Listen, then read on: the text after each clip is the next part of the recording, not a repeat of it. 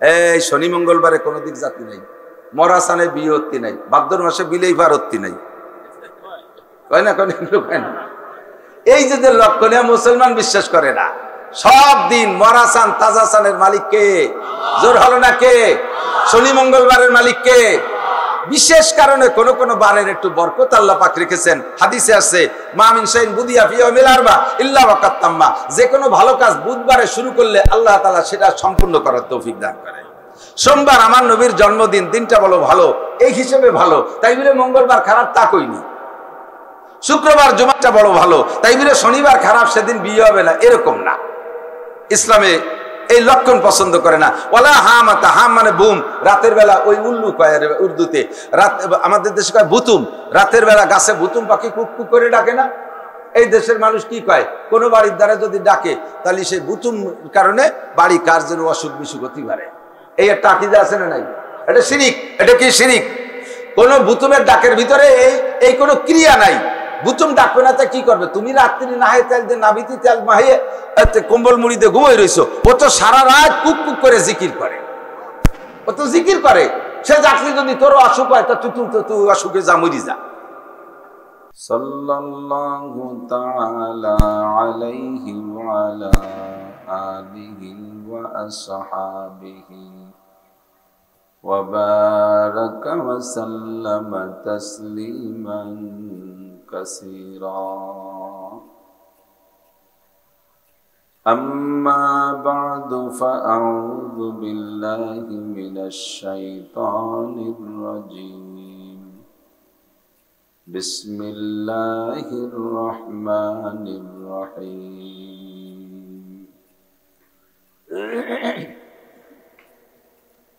ولو أن أهل القرى آمنوا واتقوا لفتحنا عليهم بركات من السماء والأرض ولكن كذبوا فأخذناهم بما كانوا يكسبون.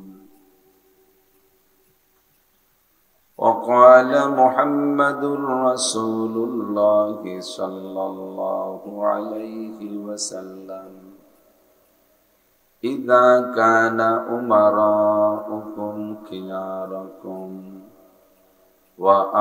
وأغنياؤكم سمحاءكم وأموركم شورى بينكم فظهر الأرض خير من بطنها.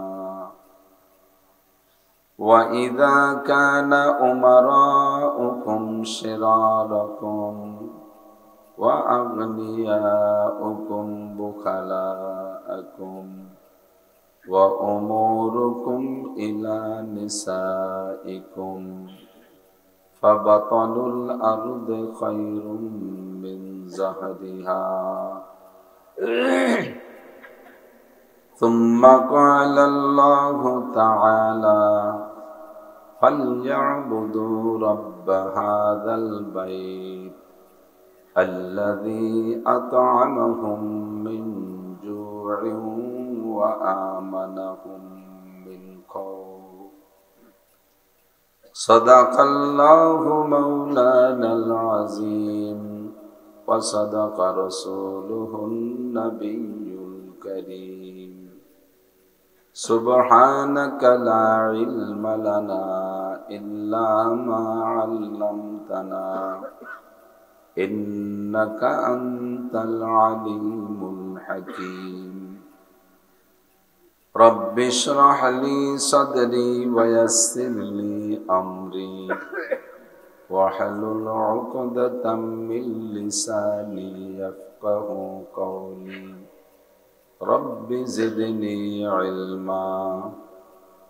اللهم أرنا الحق حقا وارزقنا اتباعه وأرنا الباطل باطلا وارزقنا اجتنابه.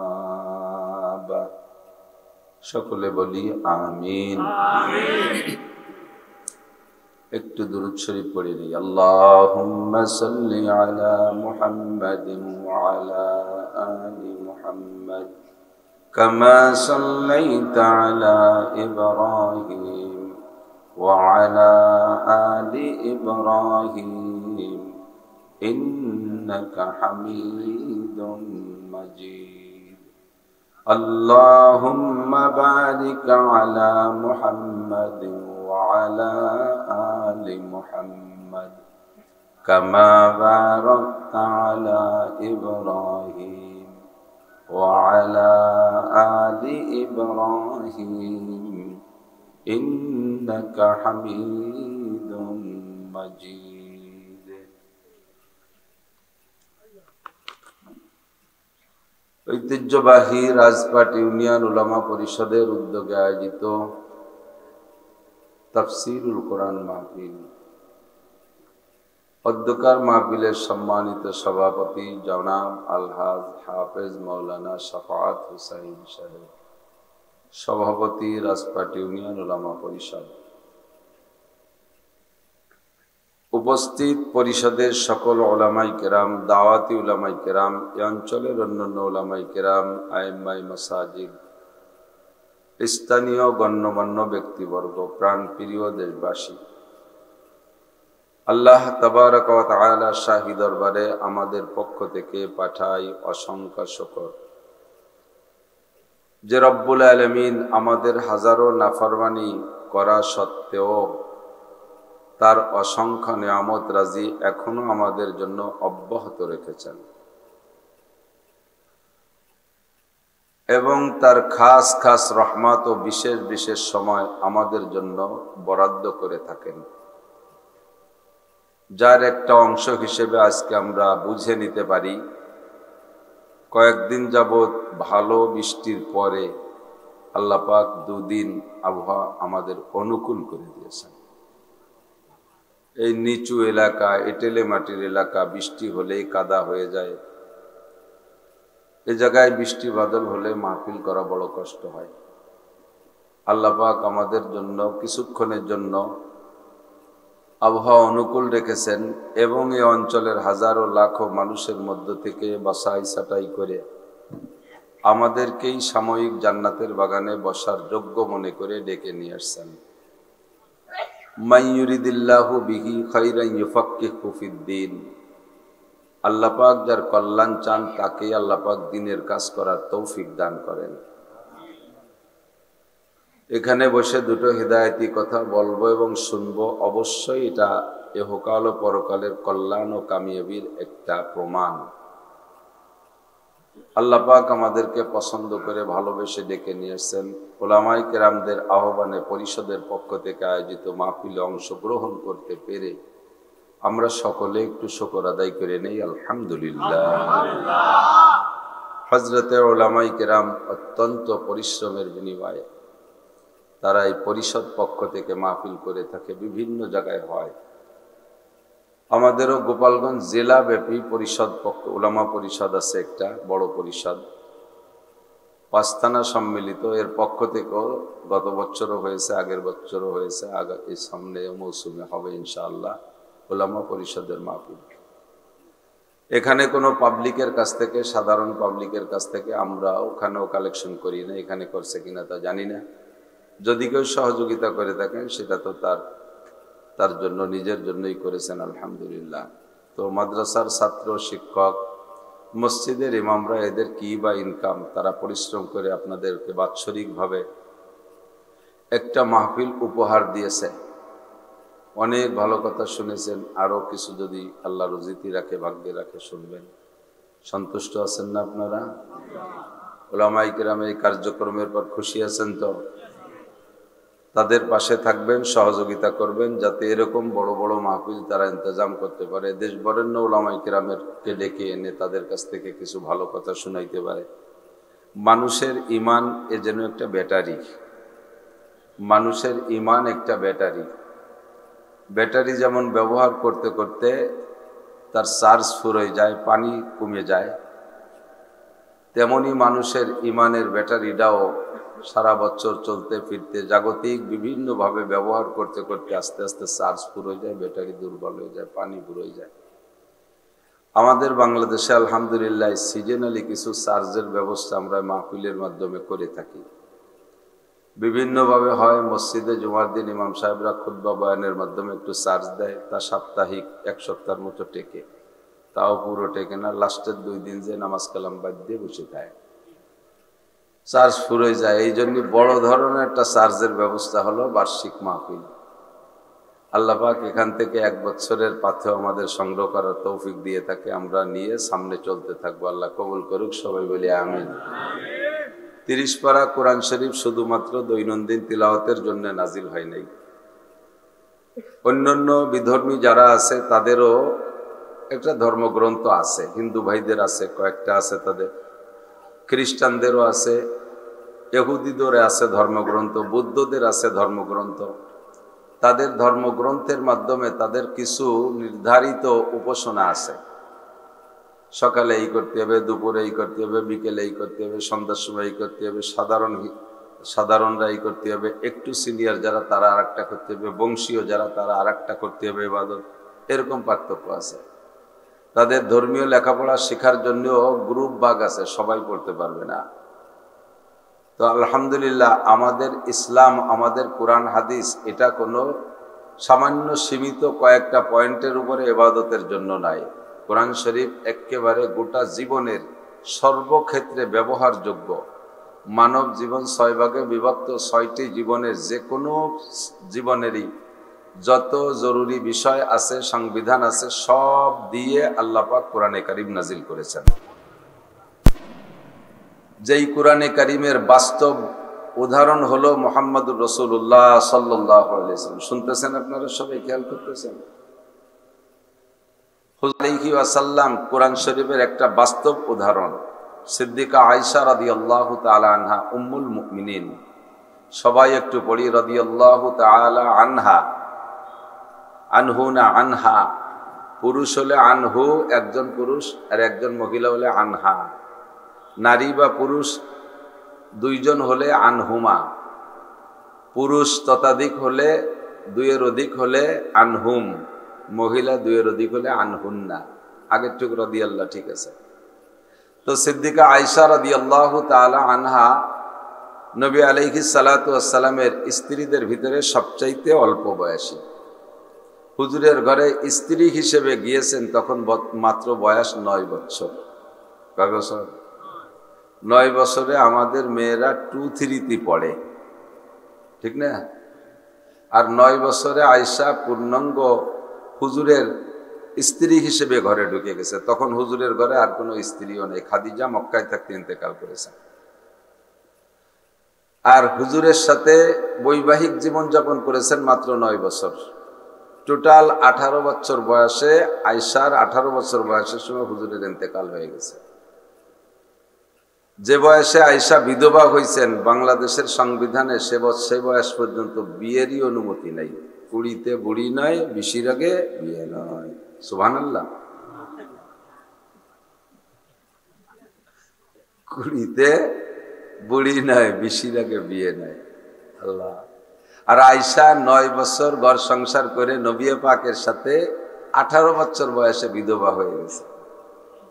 আর এত জাহিন আর এত ব্রেনি মহিলা আল্লাহ তাআলা ইসলামকে ধরে রাখার জন্য যুগে যুগে এরকম মানুষ তৈরি করে রাখেন। ঘরোয়া মাসআলা যত আছে, মেয়েলি মাসআলা, সব মাসআলা সিদ্দিকা আয়েশা সংগ্রহ করেছিলেন।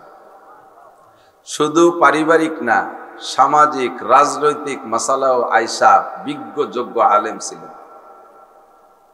একবার হযরত ওমর রাদিয়াল্লাহু তাআলা আনহুর খেলাফত কালে, তখন তো দেশ অনেক বড় হয়ে গেছে। কত বড়? হযরত ওমর রাদিয়াল্লাহু তাআলা আনহুর খেলাফতের রাষ্ট্রের আয়তন ছিল 2,40,00,000 বর্গ মাইল। একটু বলেন না সুবহানাল্লাহ। সুবহানাল্লাহ বললে আপনারই লাভ। 2,40,00,000 বর্গ মাইল ওমরের দেশের আয়তন, প্রায় বাংলাদেশের সমান হবে না? অত বড় দেশের মানুষের বাথরুম গুলো এক জায়গা করলেও এই বাংলাদেশের চেয়ে বেশি জায়গা লাগে, ঠিক না? তো হযরত ওমর রাদিয়াল্লাহু তাআলা আনহুর রাষ্ট্রের আয়তন যখন বেড়ে গেছে, লোক বেড়ে গেছে, এই যত মধ্যপ্রাচ্যের যত দেশগুলো এখন, এগুলো সব এক একটা প্রদেশ ছিল, আর প্রাদেশিক গভর্নরও সাহাবায়ে কেরামদেরকে বানায় রেখেছিলেন। যখন দেশ বড় হয়ে গেছে তখন সংবিধান তৈরি করা প্রয়োজন হয়েছে। আমাদের মুসলিম সংবিধান হলো দুইটা। কয়টা? দুইটা কিতাব। আল্লাহ রসুল বলেন, তারাকতু ফীকুম আমরাইন লান তাদিল্লু মা তামাসসাকতুম বিহিমা কিতাবাল্লাহি ওয়া সুন্নতি। তোমরা অতক্ষণ পর্যন্ত পথভ্রষ্ট হবে না যতক্ষণ পর্যন্ত আল্লাহর কোরআন আর আমার সুন্নাতকে আঁকড়ে ধরে রাখতে পারবা। সংবিধান কয়টা? দুইটা, কোরআন আর হাদিস। একটু বলি, কোরআন আর হাদিস। তো কোরআন এবং হাদিস দিয়ে সাহাবায়ে কেরাম চলছেন। যখন দেশ বড় হয়ে গেছে আর নতুন নতুন আবিষ্কারও শুরু হয়ে গেছে, তখন আবিষ্কারগুলো তো কোরআন হাদিসে নাই। যেমন ধরে নেন, এই ক্যামেরা কি রসুলের জমানায় ছিল? সাহাবায়ে কেরামদের জমানায় ছিল? মোবাইল ছিল? এগুলো তো একেবারে শেষ প্রান্তে এসে আবিষ্কার হয়েছে, কম্পিউটার, এগুলো। তো ধীরে ধীরে সাহাবায়ে কেরামদের সামনের দিকে আগাচ্ছেন, আর এই নতুন নতুন আবিষ্কার আর নতুন নতুন ঝামেলা আসতেছে, সেগুলো সব কোরআন শরীফের মধ্যে নাই, হাদিসের মধ্যে নাই। এখন তার সমাধান করবে কি দিয়ে? কাজেই সাহাবায়ে কেরামদের 3 নম্বর দলিল হলো মুসলমানদের ইজমায়ে সাহাবা, সাহাবায়ে কেরামদের ঐক্যমত। সাহাবায়ে কেরামদের ঐক্যমতে যেটা সিদ্ধান্ত হবে এটাও মানা ফরজ, আল্লাহর অর্ডার, হুজুরে পাক সাল্লাল্লাহু আলাইহি ওয়াসাল্লামের অর্ডার। তখন হযরত ওমর রাদিয়াল্লাহু তাআলা আনহু সংবিধান তৈরি করার জন্য, যেমন আমাদের বর্তমানে সংবিধান নিয়ে ভারী ঝামেলা চলতেছে না, ৭২-এর সংবিধান চলবে না, ৭১-এরটা চলবে না, তার আগেরটা চলবে না, তারপরেরটা চলবে না, ফিরে আবার ইন্ডিয়ারটা বানাইতে যাবে, কদিন পর আর এক দল আসবে, তারা কয় যে ওটাও চলবে না। খালি সংবিধান পাল্টাতে পাল্টাতে হায়াত শেষ। বাংলাদেশের 12টা বাজে 13টা হয়ে যাবে। তো কোরআন শরীফ আর হাদিস এমন সংবিধান, মুসলিম সংবিধান, সেই ১৫০০ বছর আগেও যেমন চলতো এখনো সেরকম চলে। চলে কি চলে না? কোরআন শরীফের সংবিধান সেই কালে সেই মূর্খদের মধ্যে নাজিল হয়েছে, যে সময় বলা চলে যে প্রযুক্তির কিছুই ছিল না, সে সময়ও কোরআনের আদর্শ যেমন গ্রহণযোগ্যতা রাখতো, এখনো হুবহু একই রকম রাখে। সে সময়ও তিলাওয়াত যেমন লাগতো, এখনো তিলাওয়াত এরকম লাগে। লাগে কি লাগে না? কোরআন শরীফের কোনো একটা আয়াতকে কি পাল্টানোর প্রয়োজন বলে মনে হয় নাকি? যে এটা জামানায় চলে না, এটা আর কিছুদিন আগে ছিল, বাদ ও জায়গায় আর একটা আয়াত জয় দাও, এরকম কোনো কায়দা আছে নাকি? নাই। তো হযরত ওমর রাদিয়াল্লাহু তাআলা আনহু সাহাবায়ে কেরামদেরকে নিয়ে সংবিধান তৈরি করার জন্য বসছেন। কোরআনকে আগে রাখবেন, যদি কোরআনে থাকে তাহলে সেটা, যদি কোরআনে না পাওয়া যায় হাদিসে খুঁজতে হবে, যদি হাদিসে না পাওয়া যায়, কোরআন হাদিস দুই জায়গায় না পাওয়া গেলে এরপরে সাহাবায়ে কেরামদের ঐক্যমত। তো সাহাবায়ে কেরামরা বিভিন্ন নীতির উপরে সংবিধান তৈরি করছেন। লাস্টে এসে ঠেকছে শিক্ষানীতি। কি নীতি? শিক্ষানীতির উপরে সংবিধান তৈরি হবে। তো সাহাবায়ে কেরাম খুঁজলেন কোরআন শরীফের ভিতরে, হ্যাঁ বলা হয়েছে লেখাপড়া করতে হবে। আল্লাহ পাক বলেন,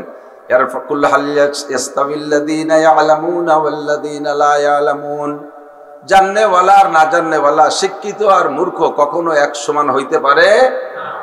কাদের দাম বেশি?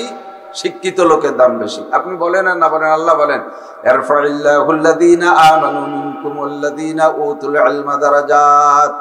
যাদেরকে আল্লাহ তাআলা ইলম দান করেছেন ঈমানের সাথে, তাদের দাম দুনিয়ায় সবচাইতে বেশি।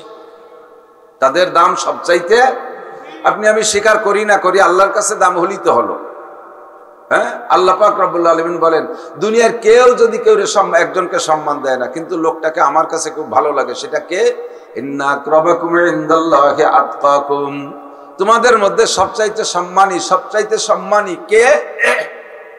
আমরা বলবো সবচেয়ে সম্মানী বর্তমানে প্রধান উপদেষ্টা, তারপরে স্বরাষ্ট্র উপদেষ্টা, এরপরে পররাষ্ট্র উপদেষ্টা, এরপরে উপদেষ্টা মন্ডলী, এরপরে সচিবরা, এরপরে সহকারী সচিবরা, এরপরে নামিয়ে এসে ডিসি সাহেবরা, এরপরে টিওনো সাহেবরা আমাদের কাছে সম্মানী। কিন্তু এগুলো যদি নামাজ কালাম না পড়ে, শরীয়ত না মানে, আল্লাহর কাছে ওকে 5 পাইরও দাম নাই, হুটো বাইরেও দাম নাই। কতক্ষণ ওগুলো যদি ইমান না থাকে, ওদের হুটো বাইরেও দাম নাই। হুটো পাইছেন মুরব্বীরা চেনে, আগের আমলে হুটো ভাই এক ভাই ছিল না, হুটো ভাইসা, যে হুটো ভাইয়ের যে দাম তাও আল্লাহর কাছে নাই। কিন্তু এই সমাজে একটা লোক, চরম পড়িত লোক, তারে কেউ কোনো জায়গা ডাকে না।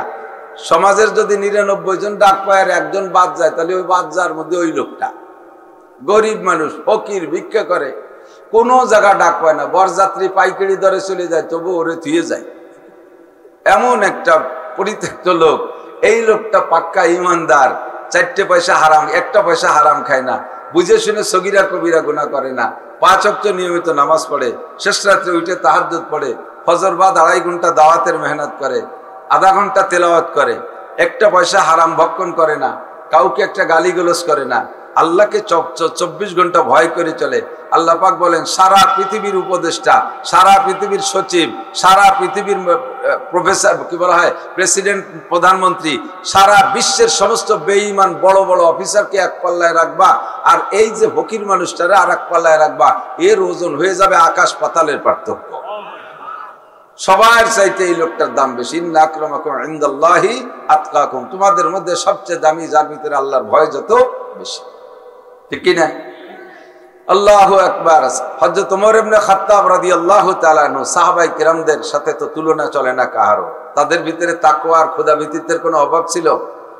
শিক্ষা নীতি নিয়ে আলোচনা করতে যাইয়া কোরআনে খুঁজে পাই নাই। কোরআনের ভিতরে বলা হয়েছে শিক্ষা বড় দামি জিনিস, যারা শিক্ষিত তারা দামি, কিন্তু কতটুকু করতে হবে তা বলা হয়নি। হাদিসের ভিতরে আসছে, হুজুর বলেন অনেক শিক্ষার কথা আসছে। হুজুর বলেন খায়রুকুম মান তাআল্লামাল কুরআনা ওয়া আল্লামা, তোমাদের মধ্যে সবচাইতে দামি ওই ব্যক্তি যে কোরআন পড়ে আর কোরআন পড়ায়, কোরআন শিক্ষা দেয় আর কোরআন শিক্ষা নেয়, এই লোকটা সবচেয়ে দামি। বলেন এই লোকটা, কথা কয় না, এই লোকটা সবচেয়ে দামি। আমরা অবশ্যই জায়গা বলতে যাই অনেক এড্ডাবেড্ডারি বেলাই। হাদিসে কয় সবচেয়ে দামি যে কোরআন পড়ে আর যে কোরআন পড়ায়, কিন্তু আমরা বলি সবচেয়ে দামি যে কোরআন পড়ে আর কোরআন পড়ায়, তার চেয়ে দামি ডিসি। সবচেয়ে ভালো যে কোরআন পড়ে আর কোরআন পড়ায়, তার চেয়ে ভালো এসপি। দুনিয়ার কে কতটুক ভালো বিভিন্ন সময় যাচাই বাছাই হয়, সময় সময় ধরা পড়ে যায়, বলা তো মুশকিল, বললাম না। আল্লাহ পাক রব্বুল আলামিন, নবী পাক বলেছেন সবচাইতে ভালো সবচেয়ে দামি ওই ব্যক্তি যে কোরআন পড়ে আর কোরআন পড়ায়। আপনি মাস্টার কোরআন পড়েন, দামি হয়ে যান, এটা হুজুর বলে নাই। সবচেয়ে ভালো ওই হাফেজ, সবচেয়ে ভালো ওই মৌলানা, সবচেয়ে ভালো মৌলানা নাসির, সবচেয়ে ভালো শামসুল হক ফরিদপুর, আল্লাহ নাম বলে নাই। এনিম্যান এভরিবডি, প্রত্যেকটা মানুষ। আপনি স্টুডেন্ট, কলেজের ছাত্র, কোরআন পড়েন, আপনিও দামি হয়ে যাবেন। আপনি ডাক্তার, ইঞ্জিনিয়ার যা হন তাতে কোনো বাধা নাই, আপনি কোরআনটা পড়ে দামি হয়ে যান। এবার নবী পাক সাল্লাল্লাহু আলাইহি সাল্লাম বলেন তালাবুল ইলমি ফরিদাতুন আলা কুল্লি মুসলিমিন ওয়া মুসলিমাত, দ্বীনি ইলম শিক্ষা করা প্রত্যেকটা মুসলমান নরনারীর উপরে ফরজ।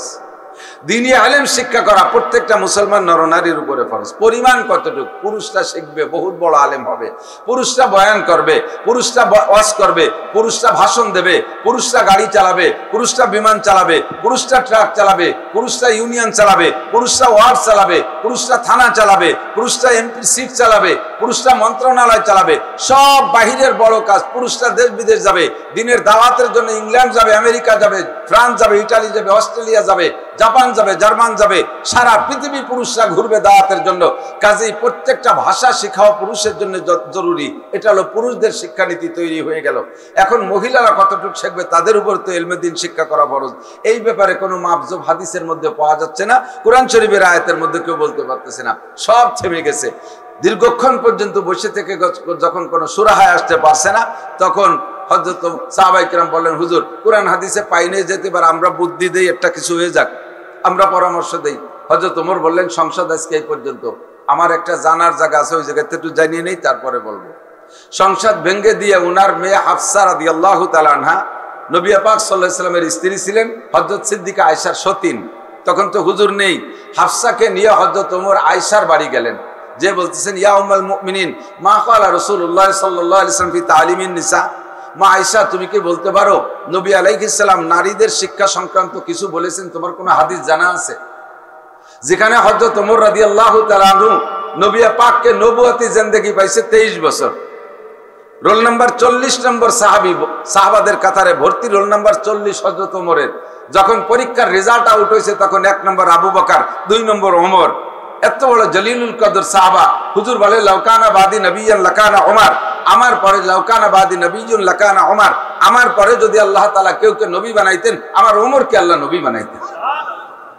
এত বড় এলেমের অধিকারী হযরত ওমরের দাবিতে আল্লাহ পাকের পক্ষ থেকে আগে আছে, যে সময় কোরআনের আয়াতটা নাজিল হবে এর অল্প আগে হযরত ওমরের ভিতরে ওই জাতীয় মাসালার চাহিদা প্রকাশ হয়েছে।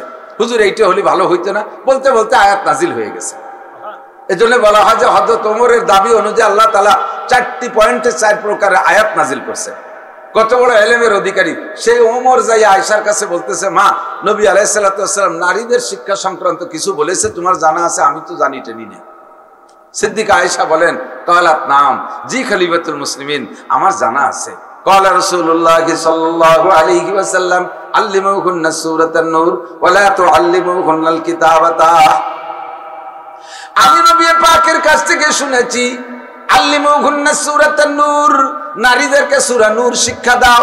সূরা নূরের ভিতরে পর্দার আয়াত আছে, সূরা নূরের ভিতরে নারীদের যত আমল সেগুলো বেশি বেশি আলোচনা আছে।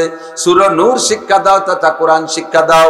নারীদের তিলাওয়াত শুদ্ধ করে শিক্ষা দাও, নারীদের কোরআনের তরজমা পড়ায়া দাও, তারা কোরআন থেকে মাসালা যাতে নিজেরা বুঝে বের করে আমল করতে পারে, এই জন্য নারীদের কোরআন পড়াও, বিশেষ করে সূরা নূরের শিক্ষা দাও। তবে একটা জিনিস খেয়াল রাখবা, ওয়ালা তুআল্লিমুহুন্নাল কিতাবাতা, নারীদেরকে লেখা শিখাবা না। কলেজ মাঠে বৈশা এ কথা বললে সম্পূর্ণ বিরোধ হইয়া যায়। সারা দুনিয়া ব্যাপী পুরুষের চাইতে নারীদের সংখ্যাও বেশি, নারীরা পড়তেছেও বেশি, এবং স্কুল কলেজে দেখা যায় মেয়েদের রেজাল্টও ছেলেদের চাইতে ভালো। আমরা মাদ্রাসাও করেছি নারীদের জন্য, মাদ্রাসাও দেখি ছেলেদের চাইতে মেয়েদের রেজাল্ট ভালো। মেয়েদের জবান ভালো, পরিষ্কার, কণ্ঠ চিকুন, মাত্র 1-1.5 বছরে হাফেজ হয়ে যায়। ছেলেদের 3-4-5 বছর লাগে। ছেলেরা দাড়ি দুড়ি গজায় যায়, বিটা হয়ে যায়, তবু হাফেজের কুলকিনারা ধরতে পারে না। মেয়েরা 1-1.5 বছরে হাফেজ হয়ে যায়। হাতের লেখা চমৎকার। এই যুগে আয়াতের হাদিসের সাথে বিরোধ সৃষ্টি হয়ে গেল। নবী পাক বলেন, ওয়ালা তুআল্লিমুহুন্নাল কিতাবাতা, নারীদেরকে লেখা শিখাবা না। বুঝে উঠতে পারলাম না ঘটনা কি। বিশ্বনবী মুহাম্মদুর রাসূলুল্লাহ যাহা বলেছেন তার ভিতরে অবশ্যই হিকমত নিহিত আছে। কথা বলেন ঠিক কি ঠিক না? আমার আপনার বুঝে না আসলেও তার ভিতরে কল্যাণী আছে। কেন বলেছেন নবী? হুজুর বলেন, কিয়ামতের আগে তাকসুরুন নিসা তাকিল্লুর রিজাল। কিয়ামতের খেয়াল করতেছেন? হুজুর বলেন, কিয়ামতের আগে তাকসুরুন নিসা তাকিল্লুর রিজাল, নারীদের সংখ্যা বেশি হয়ে যাবে, পুরুষের সংখ্যা অনেক কমে যাবে। পার্সেন্ট কেমন হবে? এক একজন পুরুষের জিম্মায় 50 জন করে নারী চলে আসবে, স্ত্রী হিসেবে না। পুরুষ এমন ভাবে নিধন হয়ে যাবে, পুরুষের প্রোডাকশনও কমে যাবে। দেখেন হাসপাতালগুলো যে দেখেন, যেখানে সিজারে বাচ্চা বের হয়, এক সিজারের হাসপাতালের মালিক আমারে বলতেছে, হুজুর কয়েকদিনের ভিতরে আমার ক্লিনিকে 30টা বাচ্চা ডেলিভারি হয়েছে, তার ভিতরে 27টে মাইয়া আর 3টে মাত্র ছেলে। নারীদের প্রোডাকশন, মেয়েদের প্রোডাকশনও বেশি হবে। আবার বিভিন্ন ভাবে যুদ্ধ বিগ্রহের ভিতরে যায় পুরুষ নিধন হয়ে যাবে। অবশেষে যাইয়া পুরুষের সংখ্যা হবে 2% আর নারীদের সংখ্যা হবে 98%। অর্থাৎ এক একজন পুরুষের জিম্মায় 50 জন করে মহিলা হবে। এবার মহিলারা যখন লেখাপড়া শিখে উচ্চ শিক্ষায় শিক্ষিত হয়ে যাবে, সংখ্যাগরিষ্ঠর দিক থেকে তারা চাকরি দখল করবে বেশি, তাদের যোগ্যতা বলে চাকরি নেবে বেশি। চাকরি সব ভ্যাকান্সি গুলো নারীরা দখল করবে, পুরুষরা সেই সময় টিকতে পারবে না। মেম্বার হবে মহিলা, চেয়ারম্যান হবে মহিলা, উপজেলায় চলে যাবে মহিলা, এমপি হবে মহিলা, মন্ত্রী হবে মহিলা, টিওনো হবে মহিলা, ডিসি হবে মহিলা, এসপি হবে মহিলা, সেনাবাহিনীতে থাকবে মহিলা, পুলিশ ডিপার্টমেন্টে মহিলা, সব জায়গায় মহিলা হয়ে যাবে।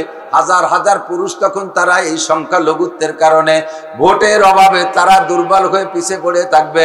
যুবকরা বিয়ে করতে পারবে না, কারণ চাকরি পাবে না, তারা চাকরি দখল করবে ওই জায়গার মহিলারা। মুরব্বীরা একটু সাক্ষী দেন, একটু বিরক্ত লাগতে পারে আপনাদের, তবে বাস্তবটা কয়ে চুয়ে যাই। উচিত কথা কবরে মাসি, তাই আর একবার রাজপাট আসি আর না আসি। ছোটবেলায় আমরা স্কুলে পড়ছি, আমি প্রাইমারি কোয়ালিফিকেশন আমার, তার উপরে নাই। হাই স্কুলে বারেন্দায় যাই, এমনি যাই। এখন ওই যে মেট্রিকাল আগে বিদায় দিতে জন্য মাঝে মাঝে দোয়া দিতে যাই, কলেজ লাগে একটু দোয়া দিতে যাই, তাই জন্য ভর্তি যাইনি আমি ওই জায়গায় কোনোদিন। যখন আমরা প্রাইমারিতে পড়ছি, আমার ঘোড়াদাড়ি স্কুলে পড়ছি, ঘোড়াদাড়ি স্কুলে 5 জন শিক্ষক ছিলেন, 5 জনই পুরুষ ছিলেন, 5 জনই পুরুষ ছিলেন।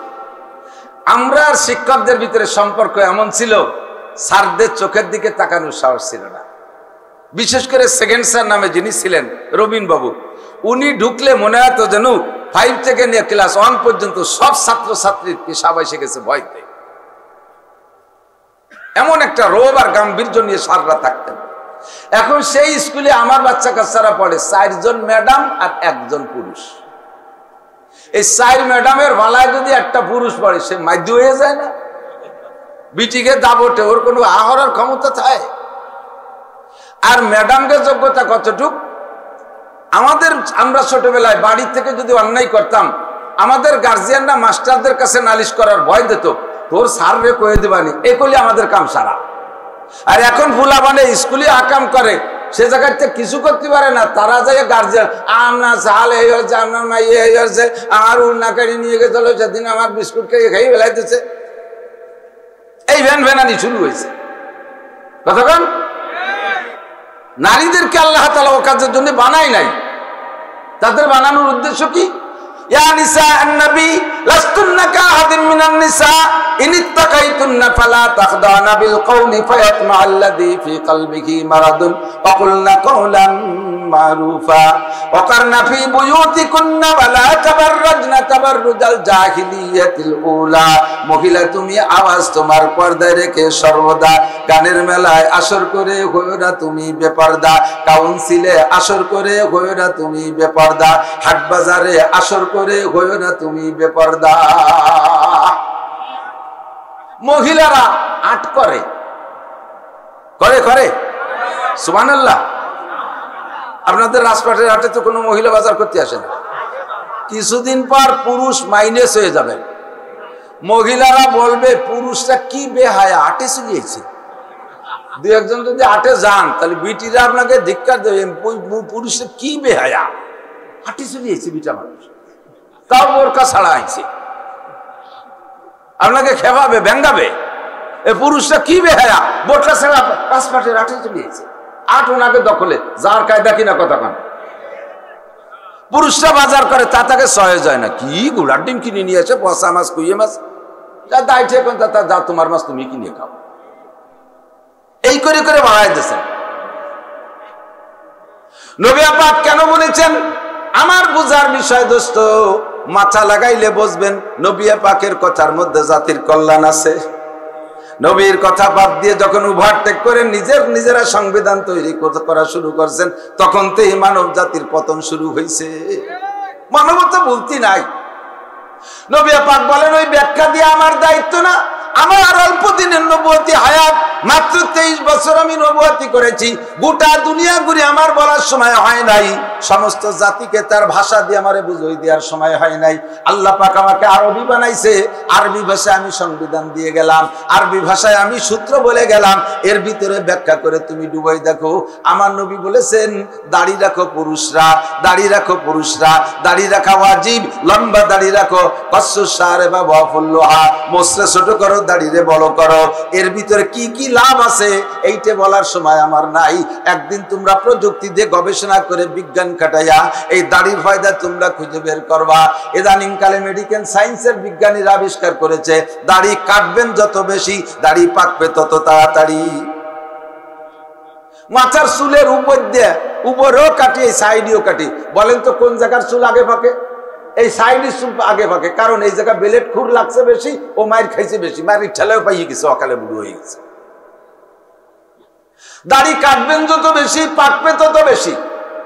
2 নম্বরে দাড়ি কাটলে এর প্রভাব কত দূর যায়? দাড়ি যত বেশি কাটবেন, চোখের পাওয়ার তত বেশি তাড়াতাড়ি নষ্ট হবে। দাড়ি যত বেশি কাটবেন, আভ্যন্তরীণ মাইর খাবেন, সেক্স পাওয়ারের উপর পর্যন্ত এর হস্তক্ষেপ চলে, যৌন ক্ষমতা দুর্বল হয়ে যায় ধীরে ধীরে। দাড়ি বেশি কাটলে ডায়াবেটিস তাড়াতাড়ি হয়, দাড়ি বেশি কাটলে গনোরিয়া হয়, দাড়ি বেশি কাটলে গণপিসাব হয়, ইত্যাদি ইত্যাদি সমস্যা সব দাড়ির মধ্যে রয়েছে। আমার নবী এত ব্যাখ্যা দিয়ে যান নাই। নবী একটা কথা বলেছেন, কসসু শারে বা ওয়াফুল্লুহা, মোসরে ছোট করো, দাড়িরে বড় করো। নবী বলেছেন, লা তাবুলু কায়মান, দাঁড়িয়ে খাড়িয়ে পেশাব করো না। কেন করবা নাই, কেন বলার সময় আমার নবীর নাই। মাত্র 23 বছর জিন্দেগিতে গোটা মানব জাতির সংবিধান দিয়ে যাবে, অল্প সময়ের ভিতরে এত ব্যাখ্যা দিয়ে যাইতে পারেন নাই। নবী শুধু সূত্র বলে দিয়ে গেছেন, দুনিয়ার মুসলমান দাঁড়িয়ে খাড়িয়ে পেশাব করো না। কেন পেশাব করবা না? এবার তোমার বিজ্ঞান খাটায় গবেষণা করে দেখো, দাঁড়িয়ে পেশাব করার মধ্যে লাভ না লস। বিজ্ঞানীরা আবিষ্কার করেছে দাঁড়িয়ে পেশাব করলে চোখের পাওয়ার দুর্বল হয়ে যায়, দাঁড়িয়ে পেশাব করলে চেহারার নূর কমে যায়, দাঁড়িয়ে পেশাব করলে সেক্স পাওয়ার কমে যায়, দাঁড়িয়ে পেশাব করলে ডায়াবেটিস হয় তাড়াতাড়ি, দাঁড়িয়ে খাড়িয়ে পেশাব করলে কিডনি মার খেয়ে যায় তাড়াতাড়ি, কিডনি ড্যামেজ হয়ে যায়, আভ্যন্তরীণ নানান রোগ সব দাঁড়িয়ে খাড়িয়ে পেশাবের মধ্যে। এখন বসা পেশাবখানা তো সরকারি ভাবে যা বানাচ্ছে, তারপর বিভিন্ন পাম্পে, স্টেশনারি, এয়ারপোর্টের, ওর মধ্যে বসার কায়দাই নেই। সে বইয়ের বাসা একটা ভাইতে তুইছে উপরে বইয়ের বাসা চেনেন, গোলা বানান তো বইয়ের বাসা না আইতাছেন নাকি? মুরব্বীরা কথা কর না কা, তাল গাছে আগে ঝুলানো থাকতো না বইয়ের বাসা, আর দাঁড়ায় পেশাব করা লাগে সে বইয়ের বাসা ভাইতে তুইছে না? সিরামিক দিয়ে বইয়ের বাসা একটা ভাইতে তুইছে, দাঁড়ায় ছাড়া পেশাব করার কায়দা নেই। আমরা বসে পেশাব করতে গেলে এবার নিচে পেশাব হবে, আর আছে পেশাবের টুঙ্গি নাক বরাবর।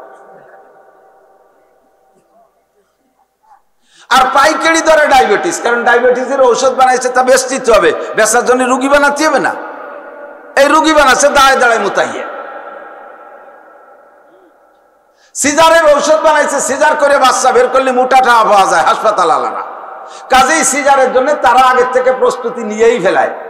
ইদানিং কালে বাচ্চা একটা পেটে আসার সাথে সাথে পরামর্শ দিয়ে দিয়েছে ফেসবুক, ইউটিউব, টেলিভিশনে, যে বাচ্চা গর্ভে আসার সাথে সাথেই আপনারা ডাক্তারের শরণাপন্ন হন, ডাক্তারকে দেখান বাচ্চা কোন পজিশনে আছে, বাচ্চার বয়স 1 দিন না 2 দিন না 3 দিন, কেবলমাত্র পেটে গেছে, তার বয়স কর্তৃত্ব মাপা শুরু হয়ে গেছে। ব্যান চালায়, রিক্সা চালায়, কিসেন বেছে, সেও বউডারে নিয়ে 1-2 দিন পরে চলে যাবে হাসপাতালে। ফার্স্ট চান্সে যাওয়ার সাথে সাথে এমন ঔষধ দিয়ে দেবে যার নর্মাল ডেলিভারি হবে না, পরে সিংকাটি বেরিয়ে দেবে। কারণ ওনার সিংকাটা পদ্ধতি আবিষ্কার করছে, ওর বেশি তো খাতে হবে, তা সেতে কামাই করতে হবে। এই জন্য সেই যাতে সিজারে আসে তার জন্য যে মেডিসিন দরকার সে মেডিসিন দিয়ে দিয়েছে। করোনার নাম দিয়ে ধোঁকা দিয়া, করোনার নাম দিয়ে একটা ধোঁকা, করোনা ধোঁকা, করোনা কি 100% ধোঁকা, বিশ্বাস হয় না? করোনার ধোঁকা দিয়ে স্কুল কলেজ ইউনিভার্সিটি 3 বছর বন্ধ করে রাখছে, কোন জায়গায় লেখাপড়া নাই, গণসংযোগ সব বাদ, হাট বাজার চলতেছে, সে জায়গা করোনা নাই, করোনা ঢুকছে মসজিদ মাদ্রাসার শিক্ষা প্রতিষ্ঠান, ঠিক না? এটা একটা অপকৌশল। আর করোনা যে কিছু না, ভুয়া, ব্লাং, ফালতু, ধোঁকা, 100 ভাগ গ্যারান্টি দিয়ে আমি বলতে পারি। সে সময়ও কইছি, এখনো কই, সে সময়ও কইতাম। বাড়ি যাওয়ার পরে একদিন আমারে বাড়ির থেকে বলতেছে যে আপনি এই ওয়াজটা বাধ্য করেন, কারণ সারা দুনিয়া হলো করোনার পক্ষে, আর আপনি উল্টো ভাবে কইতেছেন, কোন সময় ধরে নিয়ে যাবেন। আমি কই নেয় নেই, তবু করতে থাকবো।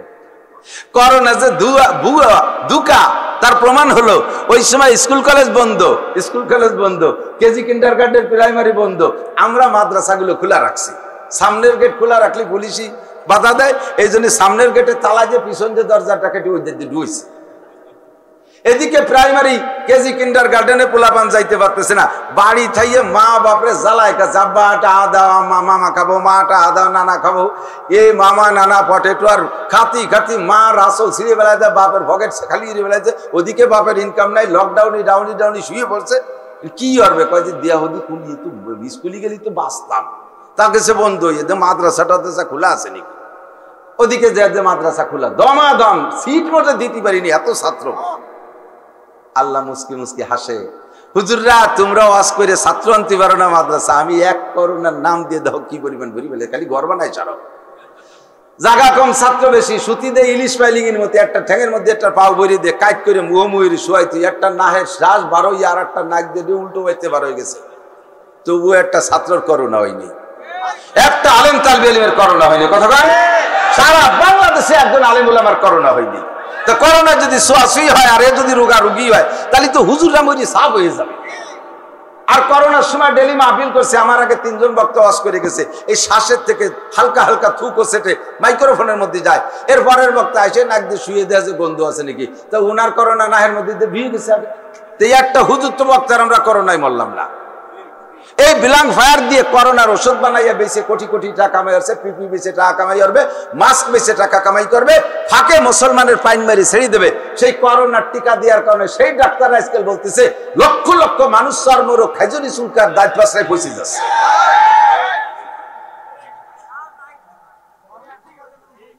ঠিক কি না? আর আমার নবী কি কইছে?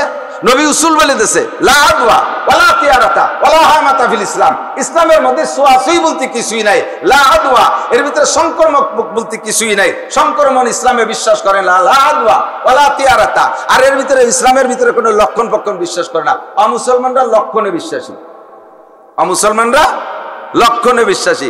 এই শনি মঙ্গলবারে কোনো দিক জাতি নাই, মরাসানে বিয়ত্তি নাই, ভাদ্র মাসে বিলেই ভারত্তি নাই, কয় না কয় না। এই যে লক্ষণে মুসলমান বিশ্বাস করে না। সব দিন মরাসান তাজাসানের মালিক কে? জোর হলো না কে? শনি মঙ্গলবারের মালিক কে? বিশেষ কারণে কোন কোন বারের একটু বরকত আল্লাহ পাক রেখেছেন। হাদিসে আছে, মা মিন শাইইন বুদিয়া ফি ইয়াউমিল আরবা ইল্লা ওয়াকাত তাম্মা। যে কোনো ভালো কাজ বুধবারে শুরু করলে আল্লাহ তাআলা সেটা সম্পূর্ণ করার তৌফিক দান করে। সোমবার আমার নবীর জন্মদিন, দিনটা বলো ভালো, এই হিসেবে ভালো, তাই বলে মঙ্গলবার খারাপ তা কইনি। শুক্রবার জুমাটা বড় ভালো, তাই বলে শনিবার খারাপ, সেদিন বিয়ে হবে না, এরকম না। ইসলামে এই লক্ষণ পছন্দ করে না। ওয়ালা হামাতা, হাম মানে বুম, রাতের বেলা ওই উল্লু কয় উর্দুতে, রাত আমাদের দেশে কয় বুতুম। রাতের বেলা গাছে বুতুম পাখি কুক কুক করে ডাকে না? এই দেশের মানুষ কি কয়, কোনো বাড়ির দ্বারা যদি ডাকে তাহলে সেই বুতুম কারণে বাড়ি কার যেন অসুখ বিসুখ হতে পারে। এই একটা আকিদা আছে না নাই? এটা শিরিক। এটা কি শিরিক? কোন বুতুমের ডাকের ভিতরে এই কোনো ক্রিয়া নাই। বুতুম ডাকবে না তা কি করবে? তুমি রাত্রি নাহে তেল দিয়ে নাবিতি তেল মাহিয়ে কম্বল মুড়িতে ঘুমাই রইছো, ও তো সারা রাত কুক কুক করে জিকির করে, ও তো জিকির করে। সে ডাকলে যদি তোর অসুখ হয় তা তুই অসুখে যা, মরি যা। সে করে জিকির। সদায়ে কুমরিয়া বাসাদ বকুকু, সদায়ে কুমরিয়া বাসাদ বকুকু, बगोशे मंदराया दल्लहू, चमन में चू चू कर कहते हैं बुलबुल के बुलू में अल्लाह मिया तू ही तू है, तू ही तू, तू ही तू है, तू ही तू। ফুলের মধ্যে বুলবুল পাখি মুখ দিয়া আল্লাহ মিয়ার জিকির করে। ফুলের মধ্যে আল্লাহ তুমি, মধুর মধ্যে আল্লাহ তুমি, ফলের মধ্যে আল্লাহ তুমি, সব জায়গা মিষ্টির মধ্যে আল্লাহ তুমি। ফুলের ভিতরে মুখ দিয়ে ডাকে, রাতভর বুতুম পাখি কুক কুক করে আল্লাহর জিকির করে। আর তুমি মনে করো যে অসুখ অসুখ, ওকে কুক মানে আল্লাহ, আর তুমি চলো অসুখ। এই বিশ্বাস করে দেখছি, আপনি যাই করেন ওরকম তো হয় দেখি। সে কথা হাদিসে কুদসির মধ্যে আল্লাহ কয়, আনা ইনদা জন্নে আবদি বি, বান্দা আমার সম্পর্কে যেমন ধারণা করে আমি বান্দার সাথে সেরকম আচরণ করি। তুমি যদি মনে করে যে কুক পাখি ডাকলে আগা বাধা হবে, তাহলেই হবে। আর যদি মনে করে সে তার জিকির করে তো করে। বাড়ির মধ্যে কাউটা উড়িয়ে গেছে ডাকতে ডাকতে, কি যেন দুই সংবাদ দিয়ে গেল। তা কাউটা বাড়ির মধ্যে ডাকছে কি কইয়া, কা কা করে। তার কি কাকা ছাড়া আর কিছু আছে? সে কি কোরআন শরীফ পড়তে পড়তে যাবে? তোরা কাকা বেটাতে আলিফ বেও পারিস, তারে কোরআন শরীফ পড়তে কক। সে ডাকলি যদি তোকে গজব হয় তা ওর গজব। বুঝতে হবে কাক তার ডাক ডাকে, সে আল্লাহর জিকির করে। কথা কান ঠিক না? আমরা সেগুলোকে কোনো ক্রিয়াশীল মনে করব না। লা আদওয়া ওয়ালা তিয়ারাতা ওয়ালা হামাতা ফিল ইসলাম বিশ্বাস করি নাই। নবী পাক উসুল বলে দেছে, তুমি ওর মধ্যে গবেষণা করে ঢুকে দেখো কি আছে না আছে। আমার নবী বলছেন, এক এদিক খেয়াল করেন, আমার নবী বলছেন তোমরা কি করো, পাগড়ি পরো, আলাইকুম বিল আমায়েম, পাগড়ি পরো, তোমরা পাগড়ি পরো। নবী কি বলছেন? পাগড়ি পরার কথা বলছেন। সুন্নাত পাগড়ি পরে না, আলাইকুম বিল আমায়েম ফান্না সুন্নাতুল মালাইকা, পাগড়ি পরা ফেরেশতাদের সুন্নাত। দাখালা রাসূলুল্লাহ সাল্লাল্লাহু আলাইহি ওয়াসাল্লাম মক্কাতে ইয়াউমুল ফাতহ ওয়া আলাইহি ইমামাতুন সাওদা। মক্কা বিজয়ের দিন নবী যখন মক্কায় ঢোকেন, সাহাবী বর্ণনা করেন আমার নবীর মাথায় ছিল কালো রঙের পাগড়ি। হুজুর কালো পাগড়ি পরতেন, আবার কখনো সাদা পাগড়ি পরতেন, আবার কখনো সবুজ পাগড়ি পরতেন। বদরের যুদ্ধে মুসলমানদের পক্ষে সাহায্য করার জন্য খামসাত আলাফিন মিনাল মালায়েকাতি মুসাফফিমিন 5000 ফেরেশতা পাঠিয়েছেন। বলেন সুবহানাল্লাহ। আরে ভাই দাওয়াত দেই, এসে গেলে একটু না করতে বলি ভালো ঠেকতেছে না। আপনারা হজে যাবেন, যাবেন যাবেন হজে, একটুক্ষণ যাবেন। কারা কারা যাবেন? অনেকে হাত উঠে ডাঙাই বৈশালে খালি খালি হাত উঠে লাভ। যাবেন না? নিয়ত তো রাখতে পারেন, আল্লাহ কবুল করুক বলেন আমিন। সময় থাকতে যাবেন, ওই 80-90 বছর বয়সে যাইয়ে ঠেলা গাড়িতে ঘুরিয়ে বেড়াবেন, কিছু দেখতে পারবেন না। মানে জবালে নূর, নূর পাহাড় যেটাকে গারে হেরা বলে, খুব উঁচু একটা পাহাড়। আমরা পাতলা মানুষ, আমাদের প্রায় 45-50 মিনিট লেগে যায় উঠতে। আর আপনি 80 বছরে যাইয়ে ওখানে যে খালি একটা উপর দিকছে নিচে ছাড়বেন, সময় মতো আসতে পারলাম না, উঠতে পারলাম না, হাই ফাই সাইডে গাইমিয়ে ঘুমিয়ে চলে আসবেন। আরো বহুত জায়গা আছে দেখার। এবার যাই হজের পরে গেছিলাম আমরা, তো যাইয়া একটা পাহাড়ের নাম হচ্ছে জাবালে দাক্কা, সমতলের থেকে 10,000 ফিট উঁচু, সমতলের থেকে 10,000 ফিট উঁচু। এমনি মক্কা থেকে তায়েফ 6000 ফিট উঁচু, তায়েফের ভিতরে ওই পাহাড়টা আবার 4000 ফুট উঁচু। এর গাড়ি ঘুরে ঘুরে উপরে উঠা যায়। আমি শেষ পর্যন্ত উঠছি উপরে, নিচে গরম, উপরে যাইয়ে ঠান্ডায় কালাই গেছি, শীত হয়ে গেছে, মেঘ গেসা পানি মানে বাতাসে সে গায়ে লাগে। আল্লাহু আকবার। তো হজে যাবো না ইনশাআল্লাহ? আল্লাহ তাআলা সবাইরে যার তৌফিক দান করে, সবাইরে কবুল করে বলেন আমিন। কি বলতে যে জন্য সরে যাই মাঝে মাঝে। আল্লাহু আকবার। তো নবী আলাইহিস সালাতু ওয়াস সালাম আমাদের জন্য সুন্নতের কি বলা হয় উসুল তৈরি করে দিয়ে গেছেন। হুজুর বলছেন উসুল, হুজুর উসুল দিয়ে গেছে। তুমি কি করো? আলাইকুম রামায় যাও, মনে পড়ছে। তো এবার গিয়েছিলাম বদরে। সবাই যাবেন, আমি দোয়া করি আল্লাহ যেন সবাইরে যার তৌফিক দেয়। বদরে যাবেন, বদরে যাবেন, ঈমান বেড়ে যাবে। 14 জন সাহাবা বদরি, জান্নাতি সাহাবা, যারা শহীদ হয়েছে বদরে, নির্ঘাত সন্দেহ নাই তারা জান্নাতি। শুধু শহীদ না, বদরের যুদ্ধে 313 জনের ভিতরে 14 জন শহীদ হয়েছে আর 299 জন ফিরে আসছে। এই 299 জন এমন মর্যাদা সম্পন্ন মুজাহিদ, আল্লাহ পাক রব্বুল আলামিন তাদের সম্পর্কে বলে গফিরা লাহু মা তাকাদ্দামা মিন যামবি ওয়া মা তাআক্কার, তাদের আগেও পিছে সব গুনাহ আল্লাহ মাফ করে দিয়েছেন। বদরের যুদ্ধের থেকে আসার পরে যদি ওই 299 জন আর এক ওয়াক্ত নামাজও না পড়তেন, তবুও তাদের কোনো গুনাহ হতো না, তারা বিনা হিসেবে জান্নাত। এমন সম্মানে সম্মানিত হয়েছে। 14 জনের নাম একটা অলের গায়ে লেখা আছে, সেখানে দাঁড়িয়ে দোয়া করলাম। মনে হয় যেন আমি যা বলতেছি সব কবুল হয়ে যাচ্ছে, এমন লাগতেছে। যেখানে হুজুর দাঁড়িয়েছিলেন, যেখানে যে ঘরের ভিতরে হুজুর ছিলেন, যে গুহার ভিতরে, সব দেখে আসছি আলহামদুলিল্লাহ। যাবেন, ওর পাশে একটা পাহাড় আছে, খমসে তো আলাপ মালাইকা, ওই পাহাড়টার নামই হলো জাবালে মালাইকা, ফেরেশতা পাহাড়। এটা সম্পূর্ণ বালি দিয়ে, একটা পাথর নাই, একটু মাটি নাই, একেবারে সে যে কি বালি, মানে স্বর্ণের মতো চিকচিক করতেছে, একেবারে সোনার রং। মনে হয় যেন ওই বালিরে রিফাইন করলে সোনা হবে, এত চিকচিকে বালির পাহাড়, একটু বালি সরতেছে না, বিশাল পাহাড়, উপর পর্যন্ত মনে হয় হবে মানে 1000-1500 ফিট উঁচু হবে এই পাহাড়। এরপর 5000 ফেরেশতা আছে, আলাইহিম ইমামাতুল খাজরা, তাদের মাথায় ছিল সবুজ পাগড়ি, মাথায় ছিল সবুজ পাগড়ি। এই ফেরেশতারা এখান থেকে দল ধরে যায় বদরের থেকে খানিক দূরে, ওখানে নামিয়ে তারপরে দল নিয়ে তারপরে বদরের প্রান্তে যাইয়া মারছে, জোড়া মারামারি দিয়েছে, 70 ডরে 12 শোয়া বেলায় দিয়েছে। আল্লাহু আকবার। তো ফেরেশতারা পরতেন সবুজ পাগড়ি। আমাদের সরমুনের পিসাবের হুজুরের ভক্তবৃন্দরা সবুজ পাগড়ি পরে, ঠিক না? আবার মুফতি নুরুল আমিন সাহেব, তারপরে মিখলের উলামায়ে কিরাম, আরো উলামায়ে কিরামরা আছে, তারাও কালো কালো পাগড়ি পরে। আবার অনেকে আছে কালো সাদা পাগড়ি পরে। আফগানি মুজাহিদিনদের মাথায় কালো কালো সাদা মিক্সার পাগড়ি। এই পাগড়ির কথা হুজুর বলছেন, পাগড়ি পরো। তা কয় যে হুজুর আপনার সুন্নত এদি মনমোহন সিংও পরে, ভারতের শিখ পার্টি, ওরা কিন্তু পাগড়ি পরে। মনমোহন সিং এর মাথায় যে পাগড়ি, এই পাগড়ি ডেলি পরাই দেওয়ার জন্য যেই কর্মচারী, তারও বেতন বলে 2 লাখ টাকা, খালি পাগড়ি বাঁধিয়ে দেবে। যে সময় মনমোহন সিং প্রেসিডেন্ট ছিল, তাই তারাও তো পাগড়ি পরে। তাহলে তাদের পাগড়ি আর আমাদের পাগড়ি, হুজুরকে পার্থক্য হলো তাদের পাগড়ির নিচে টুপি নাই, তোমরা পাগড়ির নিচে টুপি পরবা। যদি পাগড়ি নাও পারো, কমপক্ষে টুপিটা পরবা। এই টুপির ভিতরে নবী টুপি পরতে বলছেন। কিন্তু আমরা এটাকে অনেকেই অবজ্ঞা করি, আর খালি মাথায় নামাজ পড়ে, টুপি কি নামাজের কিছু নাকি, টুপি না বললি নামাজ হয় না, এই একটা চরে না হলি ইডা না হলি হয় না, উডা না হলি হয় না, এই কয়ে আস্তে আস্তে সব বাদ দিয়ে শুরু হয়ে দিচ্ছে। কথাক্ষণ পাঞ্জাবি না হলি নামাজ হয় না, গেঞ্জি ভরে নামাজ হয় না, প্যান্ট ভরে নামাজ হয় না, লুঙ্গি ছাড়া হবে না, ডিলে জামা ছাড়া হবে না, এটা হলি হয় না, ও না হলি, এই কয়ে একটা চরে বাদ দিচ্ছে। সব জায়গার সুন্নত গুলো এই আকাম করে করে বাদ দিচ্ছে। দোস্ত, এবার মেডিকেল সায়েন্সের বিজ্ঞানীরা ওর মধ্যে ডুবইয়া গুটে ঘেটে দেখে যে মুহাম্মদুর রাসূলুল্লাহ মহাবিজ্ঞানী, তার এই টুপির হুকুমের ভিতরে অনেক ফায়দা রয়েছে। যত মেডিকেল স্টুডেন্ট আছে, যত মেডিকেল প্রফেসর আছে, যাবেন মেডিকেল কলেজে যাবেন, হাসপাতালে যাবেন, সমস্ত নার্স, হাসপাতালের ডাক্তার এবং ওর ভিতরে যারা আছে, সকলের ডিউটি কালে, রুগী পরিদর্শন কালে বা রুগী চিকিৎসাকালে কমপক্ষে মাথায় ক্যাপ পরে। পারে কি পারে না? কেন পারে? মুহাম্মাদুর রাসূল, তোমাদের মুহাম্মদ বড় বিজ্ঞানী ছিল, মাথার চুলের ভিতরে জার্ম জীবাণু ঢুকে মানুষকে ওই রোগে আক্রান্ত করে ফেলতে পারে। এই জন্য টুপি দিয়ে মাথাটাকে ঘিরে রাখতে হয় যাতে চুলির মধ্যে দিয়ে না ঢোকে। তবে তোমাদের মুহাম্মদ এর ব্যাপারে তো সত্যি বিজ্ঞানী, কিন্তু মুহাম্মদ যদি আর একটু বাড়ায় দিয়ে যেত তাহলে সমস্যা হতো না। সেটা কি? তোমাকে টুপিতে বারেন্দা নাই, বারেন্দা না থাকার কারণে খরা লাগে, চোখ নষ্ট হয়ে যায়। এই হলো আমাকে কুবুদ্ধি দিয়া শুরু হচ্ছে। তাহলে কি করা যায়? টুপি তোমাদের ভালো কাজ, ওর সাথে একটা বারান্দা লাগাই নাও।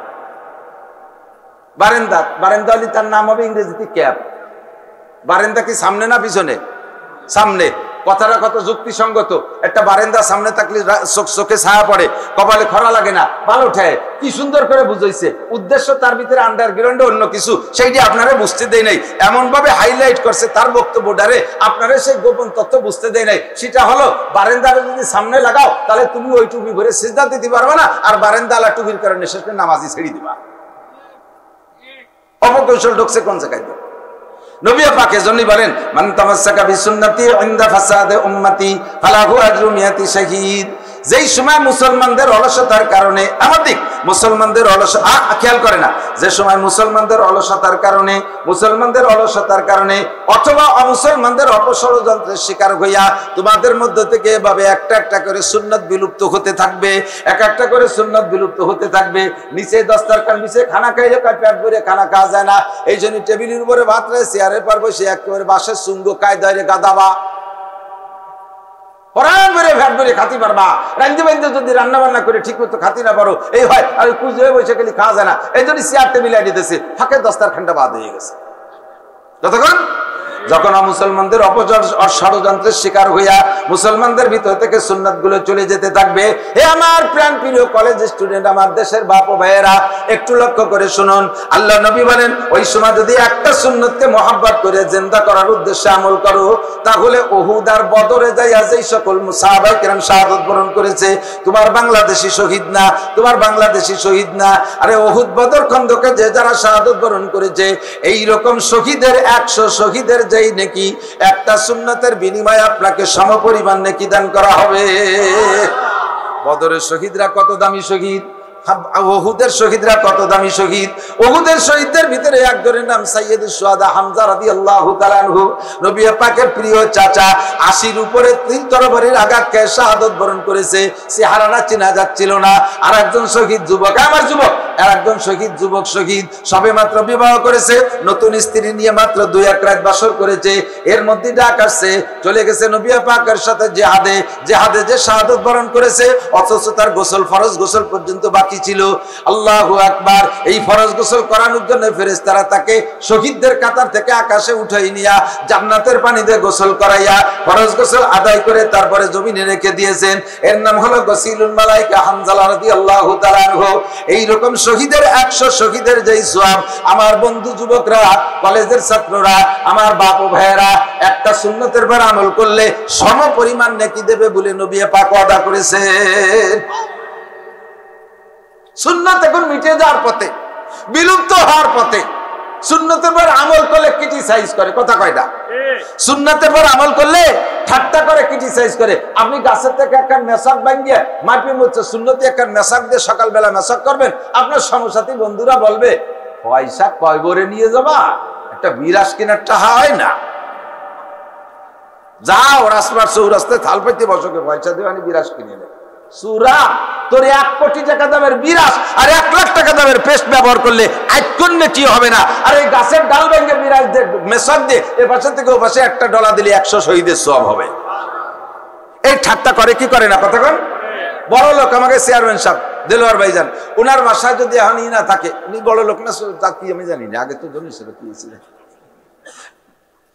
এই বড় লোকের বাসায় যদি ডাইনিং টেবিল না থাকে, সেম সাইজের বড় লোক আর একজন যদি ওই বাসায় যায় ঠাট্টা করে, এতটা যে কি করবেন, তা কি কবরে নিয়ে যেতে পারে? একটা ডাইনিং টেবিল বানাতে পারেন না? যদি না থাকে তাহলে আমাকে বাড়ি তাইলেও ঠিলি আছে, 3 ঠিলের পর থাল দেবেন আর 2 ঠিলের পর দিয়ে চেয়ার বানাই বসবেন। দস্তারখান বিছে খানা খায়। আমরা সেদিনকে ডিসি সাহেবের দাওয়াতে গিয়েছিলাম, ডিসি সাহেবের বাসায় দাওয়াত দিয়েছিলেন, গোপালগঞ্জ, আমাদের বর্তমান রানিং ডিসি সাহেব দাওয়াত দিয়েছে। যে গেলাম, জজ সাহেব, দায়রা জজ, এসপি সাহেব, ডিসি সাহেব আর চিফ জুডিশিয়াল ম্যাজিস্ট্রেট, আমরা 10 জন হুজুর। আল্লাহ, রাত 10টা 10:30 পর্যন্ত গল্প। এরপরে আমাদের নিয়ে খাইতে বসছে। এসপি সাহেব, জজ সাহেব, উন্ডা তো আমার মনে হয় দস্তারখান এই খান সাহেবের কোনোদিনও চেনে না। ডিসি সাহেবের বাসায় প্রত্যেকের সামনে দস্তারখান যে ফ্লোরে খাইতে বসতে দিয়েছে। আজকে আমাকে হুজুরকে উপলক্ষে দস্তারখান তৈরি করা, এটা বোঝা যায়। বাজারের থেকে বাজার থেকে কি বলে, ওই যে পলিথিন একটা কিনে এনে বিছাই দিলি পারে, তা না, প্রত্যেকের জন্য পার্ট পার্ট আলাদা দস্তারখান। ঘরে আরো এরকম গাদি মারা রয়েছে। দোস্ত, এখন যদি আর একজন ডিসি এসে কয়, দোস্ত তুমি এত বড় বাগা জেলার ডিসি, তোমার বাড়ি ডাইনিং টেবিল নাই, এই ক্রিটিসাইজ করে। এই ক্রিটিসাইজ শোনা যাবে না। ক্রিটিসাইজ করে, ঠাট্টা করে, উপহাস করে সুন্নতগুলো আমাদের থেকে বিলুপ্ত করে দিয়েছে। কথা কন, সুন্নতের পর আমল করলে ঠাট্টা করে। কলেজের ছেলে যদি জামা জুব্বো পাগড়ি পরে, অন্য যারা আছে আসুসা ফাঁসা বাইরুনি প্যান্ট পরে, তারা তার এটা উজুর হয়ে গেছে, চোখ আক্কা বাক্কা খাইয়ে দাঁত বার হয়ে যায় ছিটকিয়া, ঠিক না? হুজুর হয়ে গেছে। কোন মহিলা যদি শতভাগ পর্দা করে কলেজে পড়তে আসে, অন্য লেংটি মহিলা যারা আছে, দায়ুস মহিলা, তারা তারে ঠাট্টা করে, মা ইহানে ভর্তি হয়েছে, ও মহিলা মাদ্রাসায় যাও, কয় কি কয় না? এই যে যে ঠাট্টার দিন আছে, সুন্নতের বার আমল করবেন কি করে? এই সময় সুন্নতের বার আমল করলে এরকম বস্তা ভরে নাকি পাওয়া যায়। ছেলেতে দাড়ি রাখছে, আব্বা তারে খেপায়, ছেলে দাড়ি রাখছে, বাপে তারে খেপায়, তোর দিয়ে আমার আব্বার মতো দেখা যাচ্ছে, বাপের বাপের মতো, মানে দাদার মতো। ছেলেতে দাঁড়িয়ে রাখছে, মা তারে খেপায়, তোর বাপ আইজো সাবালে করে না, তুই বুড়ুই গেলি, ওর বাপের দাড়ি জ্বালাই নিয়ে আইজো সাবালে করে, তুই বুড়ুই গেলি। আর কি দাড়ি রাখার কায়দা আছে? স্বামীতি দাঁড়িয়ে রাখছে, বউতি কয় যে তোমার আমার বর্ষার মতো দেখা যাচ্ছে। যে জায়গায় হাত দেবে সেই জায়গায় বিপদ। প্রত্যেকটা সুন্নতের পর আমল করা কঠিন হয়ে গেছে। কথা ঠিক ঠিক না? সরে চলে গেছি বহুদূর। তো দোস্ত, নবী পাক উসুল বলে দিয়েছেন, নারীরা লেখা শিখবা না।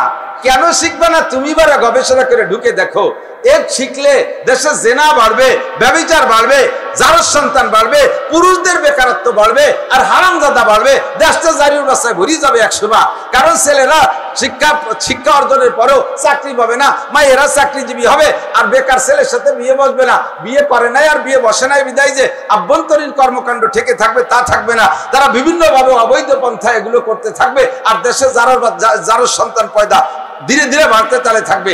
হুজুর এই নানান কিছু ভেবে চিনতে উসুল আর কি বলা হয় সূত্র তৈরি করে দিয়ে গেছে, যে আলাই কি বলা হয়, আল্লিমুহুন্না সূরাতুন নূর ওয়ালা তুআল্লিমুহুন্নাল কিতাবাতা, মেয়েদেরকে সূরা নূর শিক্ষা দাও, তাদের পর্দা শিক্ষা দাও। মাইয়েকে চাকরি করে দুই মুছে খাইও না, মায়েরা থাক ঘরের ভিতরে, ছেলেরা চাকরি করুক। লক্ষ লক্ষ ছেলে বেকার ছানা বাঁধে মুখ উচরে ঘুরে বেড়াচ্ছে। এই খেজুর গাছ কাটা গাছিকে মতো ব্যাগ হয়েছে না আজকাল। খেজুর কাটার গাছিরা ওই যে স্যান্টান রুজনের যে ব্যাগটা, ওকে সামনে বাঁধে না পিছনে? পিছনে ঝুলাই না। আর এখনকার ব্যাগ হয়েছে স্কুল ব্যাগ পিছনে, খেজুর কাটা গাছিকে টুনি, এই ঠুঙ্গি ভাইরাস সার্টিফিকেট নিয়ে যত জায়গা আছে সব জায়গা ঘুরতে ঘুরতে ঘুরতে ঘুরতে চাকরির বয়স পার হয়ে গেছে, কোন জায়গায় চাকরি নাই। এখন চাকরির এজ ওভার, আর হবে না। সাদাকাল্লাহুল আযীম, আর হবে না। এখন কি করতে হবে? পোল্ট্রির ফার্ম করতে হবে, ছাগল পালতে হবে, নানান কুবুদ্ধি দিয়া। ওদিকে মেয়েদের কোঠা, লম্বা কোঠা, এই কোঠা বরাদ্দ নিরসনের জন্য যুবকরা ছাত্ররা আন্দোলন করলো, কিন্তু সেই কোঠা যে কোন কোঠাইতে কোন কোঠায় গেছে তাই তো বুঝতে পারতেছি না। কথা কর না কেন? সমন্বয় করে কি সমন্বয় হলো তাই তো বুঝতে পারতেছি না। আগে একদল পাতে, এখন আর একদল পায়। আগে একদল বঞ্চিত, এখন আর একদল বঞ্চিত। সমন্বয় কি হলো? ইনসাফ কি করলে? বেইনসাফি করলে আসমান জমিন থেকে রহমত বরকত উঠে যাবে, আল্লাহর গজব আসমান জমিন থেকে বের হওয়া শুরু হয়ে যাবে। কথা বল ঠিক না? আমরা সকলে শান্তি চাই, সর্ব অবস্থায় কি চাই? জোর হলো না? অশান্তি চান একজন মানুষ আছেন? অশান্তি চান 4-5 জন আছেন। ও তালে তালে উঠে ফেলাইছে। শান্তি চাই সবাই। কথা কন, কি চাই? শান্তি চাই। অশান্তি চাবেন না, দরকার নাই। শান্তি চাইয়ে তাই বাসছি না, আর অশান্তি যদি চান তাহলে কোন জায়গা যে ঠেকবেন? কখনো অশান্তি চাবেন না, অশান্তির দোয়াও করবেন না। কেউ চাই না যে আমার স্ত্রী সকালবেলা ঘুমের উঠে জুতো দিয়ে দুটো বাড়ি দিক, এ চাইনি কি কেউ? আল্লাহ এতদিন ভালোই দেখছি, এখন চোখ দুটো কানা হয়ে যাক, কেউ চান? আল্লাহ ইরিদান লাগাইছে, পাইয়ে যাওয়ার পরে কাটার আগে যেন শিল পড়িয়ে সব শেষ হয়ে যায়, কেউ কয়? আল্লাহ 20 লাখ টাকা ইনভেস্ট করছি পোল্ট্রির ফার্মে, মুরগি যেন সব অ্যানথ্রাক্স হয়ে মুরগি সাফ হয়ে যায়, কেউ কয়? কেউ অশান্তি চায় না। সুখে শান্তিতে স্বাবলম্বী, সচ্ছলতা, অর্থনৈতিক শান্তি, পারিবারিক শান্তি, সামাজিক শান্তি, ব্যক্তিগত শান্তি সকলে আমরা কামনা করি। আল্লাহ শিখাই দিয়েছে, তুমি দোয়া করো, রব্বানা, পড়বেন আমার সাথে, রব্বানা আতিনা ফিদ দুনিয়া হাসানা ওয়া ফিল আখিরাতি হাসানা ওয়া কিনা আযাবান নার। আতিনা ফি দারি দুনিয়া না হাসান, আতিনা ফি দারে উকবানা হাসান। আল্লাহ দুনিয়াও শান্তি দাও, আখিরাতেও শান্তি দাও, জাহান্নামের আগুন থেকে বাঁচাও। দুনিয়াও কান্তি চাই না, আখিরাতেও কানতে চাই না। কথা বলুন ঠিক কি ঠিক না? দুনিয়াও খুশি খুশাল থাকতে চাই, আখিরাতেও শান্তিতে জান্নাতে যাইতে চাই। আতিনা ফি দারে দুনিয়ানা হাসান, আতিনা ফি দারে উকবানা হাসান। সর্বাবস্থায় শান্তিতে থাকতে চাইবো। হযরত উসমান গনি রাদিয়াল্লাহু তাআলা আনহু, উনিও ওই 2,40,00,000 বর্গ মাইল দেশের প্রেসিডেন্ট ছিলেন। বরঞ্চ উসমানের সময় এসে আরো দেশ বড় হয়েছে, আরো বড় হয়েছে। তো হযরত উসমান তো আগের থেকে ধনী মানুষ। আর ধন সম্পদ, খেয়াল করেন, কেউ কেউ যদি আল্লাহ তাআলা ধন সম্পদ দেয়, হালাল ভাবে দেয়, এটা দোষের না। হালাল ভাবে সারা পৃথিবীর মালিক হলেও কোনো সমস্যা নাই। সম্পদ পাইয়া, নিয়ামত পেয়ে একটু শুকর আদায় করবেন, আলহামদুলিল্লাহ। তাহলে কোটি কোটি কোটি কোটি হাজার কোটি টাকার শুকর কাফারা আদায় হয়ে যাবে। আর হারাম ভাবে সাইরেনার মালিক হলেও হাসা চামড়া থাকবে না, পিটি ঝালা বাঁধতে যাইয়েন। শস্যের তেল মাহাজের যাতে বাড়ি স্লিপ করে চলে যায়। হারাম ভাবে সাইরেনার মালিক হলেও খবর আছে, ঠিক না? নিয়ামত পাইয়া অনেকে আছে ব্যবহার করে না। এদিক বহুত মানুষ আছে 10-20 বিঘে জমির মালিক, ছেলেরা টাকা পাঠায়, বাজারে যায়, বাজার করতে একেবারে সন্ধ্যের আগে যাইয়ে দেয় যে কয়টা পচা ফুটি টুটি আছে এই কিনে নিয়ে আসে। জীবনে আগাটা আটে যায় না, ভালো একটা মাছ কিনে খায় না, অত লক্ষ লক্ষ টাকার মালিক আছে না এরকম? না শকর, না শকর, অকৃতজ্ঞ।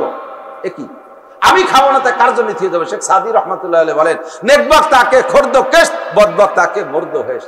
ভাগ্যবান সেই লোকটা যে লোকটা কামাই করে হালাল ভাবে পরাণ করে খাইয়ে গেল আর আখিরাতের জন্য কিছু করে গেল, এই লোকটা ভাগ্যবান, এই লোকটা ভালো। আর বদবাক তাকে মর্দ হেশ, আর কপাল মুড়া সে জীবন ভরে গামছা মুড়াই দিয়ে কাঁচা দিয়ে কামাই করিয়ে গার রক্ত পানি করে ইনকাম করিয়ে সব থিয়ে চলে গেল, খাইয়েও গেল না পরাণ ভরে, আখিরাতের জন্য কিছু করে গেল না। দামি একটা লুঙ্গি ভরবে না, জীবন ভরে 250 টাকা দামের লুঙ্গি, 2 দোয়া দেওয়ার পরে তার মার মোড় কাটিয়ে যায়। নামাজে মসজিদে দাঁড়ালি পরে সামনের মুসল্লি পিছন দিয়ে তাকালি, ওনার আবুলাকে সব দেখা যায় এক্সিডেন্ট মতো। কথা বলেন, অথচ সে 2000 টাকা দামের লুঙ্গি কিনে ভরতে পারে। ভালো একটা মাছ খাবে না, ভালো একটা জামা পরবে না, ভালো একটা লুঙ্গি কিনে পরবে না, ভালো একটা শাল কিনে গায়ে দেবে না, ভালো একটা বেড বিছানা কিনে তার পাশে হবে না। সেই পুরো নিয়ে আদিকালে খেতা, তার কোনার মধ্যে উড়োস আর সার পোকা রাত বড় কামলা তিতালে থাকে। একটা মশারি বানাবে না, মশারি বানাইছে তা বছর মধ্যে ধোবে না, ছাগলের মুতির গন্ধ থাকে। লেবার টাকা দেশে সেই আদিকালিয়া শিমুলতুলের ল্যাব মেঘের মতো জায়গায় জায়গায় ফাঁকা হয়ে গেছে, জায়গায় জায়গায় শুয়া, তার মধ্যে ডুব দিয়ে শুয়ে দেয়, নিঃশেষ বাইরে দেয়, তলেতে নিঃশেষ উপরে উঠে যায়। তো টাকা দিয়ে কি করবা? টাকা দিয়ে কি করবা? পরাণ ভরে খাবেন, পরাণ ভরে খাবেন। তৌফিক হলে ভালো গাড়ি কিনবেন, মোটর সাইকেল কিনবেন, দামি গাড়ি কিনবেন। টাকা দিয়ে কি করবেন? আপনি ব্যবহার করে যাবেন না, থুয়ে চলে যাবেন। যারা যাদের জন্য রেখে চলে যাচ্ছেন মায়া করে, কয়েকদিন আপনি মরার পরে হয়তো বেশি 4 দিনের দিন মিলাদ একটা দ্বিতীয়বারে, আর আমরা তো মিলাদ খেয়ে ফেলাইছি করে মিলাদ কপালে তো উঠে গেছে, তাও পাবেন না। শেষ হয়ে যাইয়া সাই গোষ্ঠী আইসে কামলা কামলি করবে আর আপনার কবরের উপরে বাড়ি দিতে আপনার নামে কিচ্ছু দেবে না। নেকবক তাকে ক্ষুদ্রকে, ঠিক আছে? তো আমি কি বুঝতে পারছি? আমি মিথ্যে কথা কইছি নাকি? মিথ্যে কথা কইছি? খুঁজে দেখেন এই প্রমাণ আছে না নাই? এরকম ছোট ছোট মানুষ আছে না, কিচ্ছু খায় না, আস্তাগফিরুল্লাহ, পরাণ ভরে খাবেন। আবার যখন ছিল না তখন খাই নেই, যখন পড়ি নেই, পারি নেই, ছাত্র বয়সে অত্যন্ত করেছি। চেয়ারম্যান জানে, চেয়ারম্যানের বনাই বাড়ি ফুকরো, মান্নু চেয়ারম্যান। আমি শেষ সময় চেয়ারম্যানের বাড়ি লজিং থাকি। বহুদিন আমি এরকম গেছে যে সাবানের অভাবে কাপড়টা ধুয়ে মসজিদে যায়, একটা জামা, অনলি একটা জামা, একটা লুঙ্গি ভালো, আর একটা লুঙ্গি ছেঁড়া, একখান গামছা, একটা গেঞ্জি, এই পরে লেখাপড়া করছি। ক্লাসে ফার্স্ট ছিলাম।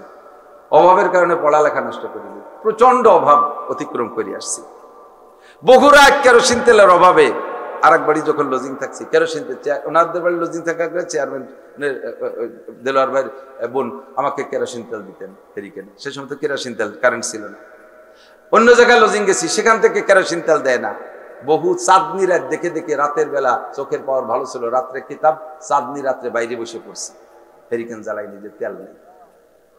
এই অভাব চলে গেছে। ছাত্র ভাইদের পুরন স্যান্ডেল ফেলাই দিয়েছে পঞ্চ, তাতে সেলাইনির পাইপের ফিতে দিয়ে পাই দিছে। অভাব যখন ছিল পাই নেই ব্যবহার করি। যখন আল্লাহ তৌফিক দিছে, এমনি সাজগোজ পছন্দ হয় না, ওই যে অতিরিক্ত সাজ, ওইটা আমার ভালো লাগে না। পোশাকের ভিতরে যে একটু যথাসাধ্য দামি, যথাসাধ্য আরামদায়ক, এগুলো ব্যবহার করি। লুঙ্গিটা দামি পরি, জামাটা পাতলা জামা, পাতলা কাপড়ের পরি, এটা দামি কাপড়, গাড়ি আল্লাহ পাক দেশে দামি গাড়ি, সবকিছুতে দেশে যখন বাজারে যাব আমার কাছে পকেটে থাকতে আমার সাথে ভালো মাছ কেন কিনবে, আরেকজন কিনতে পারবে, ভালোটা আমি কিনবো। আসেন আমার সাথে গোপালপুর বাজারে যাবেন, ইনশাআল্লাহ দেখবেন জাইলিরা আপনাকে চাইতে আমারে ডাক দেবে আগে। আমি দামাদামি কয় টাকা দে উঠে দিই, পরাণ বেড়ে খাবো, আমার টাকা দিয়ে সেও খুশি থাকবে, আমিও খাবো। খাবো না কেন? কেন খাবো না? কার জন্য থুয়ে যাবো? হযরত উসমান রাদিয়াল্লাহু আনহু যখন খাইতে বসতেন 20 প্রকারের তরকারি নিয়ে বসতেন, 20 প্রকার। তো এক সাহাবা বলছে যে হুজুর, আবু বকর তো এরকম খাতো না, ওমর তো এরকম খাতো না, আপনি এত খান কেন? কয় যে খাইতো না, সে না খাইয়ে চলে গেছে, তাকে ছেলে না খাইনি, আমি খাবো না, তাই খাবে কিনা? দুনিয়ায় যত মখলুক আছে যারা খায়, যত প্রাণী আছে মানুষ সহ সমস্ত মখলুকের জন্য খাদ্য বরাদ্দ হয় আসমান থেকে। কোত্থেকে? অফিস সামাই রিজকুকুম ওয়া মা তুআদুন,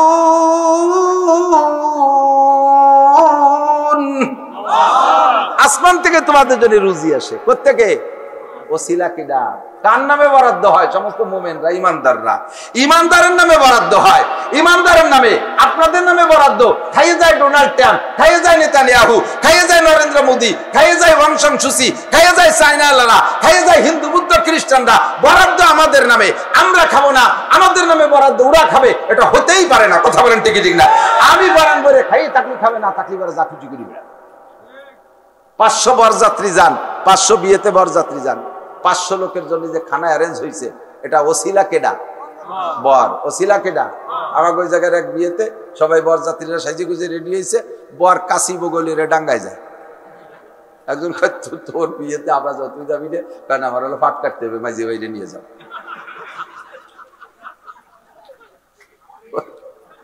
ওর পাট কাটতে হবে, ও বিয়েতে নিজের বিয়েতে যাবে না, মাঝে বাইরে। মাঝে ভাই কেন? মাঝে ভাইয়ের বাপ দাদারে নিলিও কে মাইয়ে দেবে, আর এই 500 গেট দিয়ে ঢুকতে দেবে, কাটি দেবে, ওই কাশিওয়ালার জাতি হবে, ঠিক না? এই একটা গরু জবই দিয়ে 500 মানুষজনের রান্না করছে, বর তো ছিলা, তো বর যদি কাশিয়াতিরে ডাঙ্গায় যায়, আর কেউ কি ঢুকতে দেবে?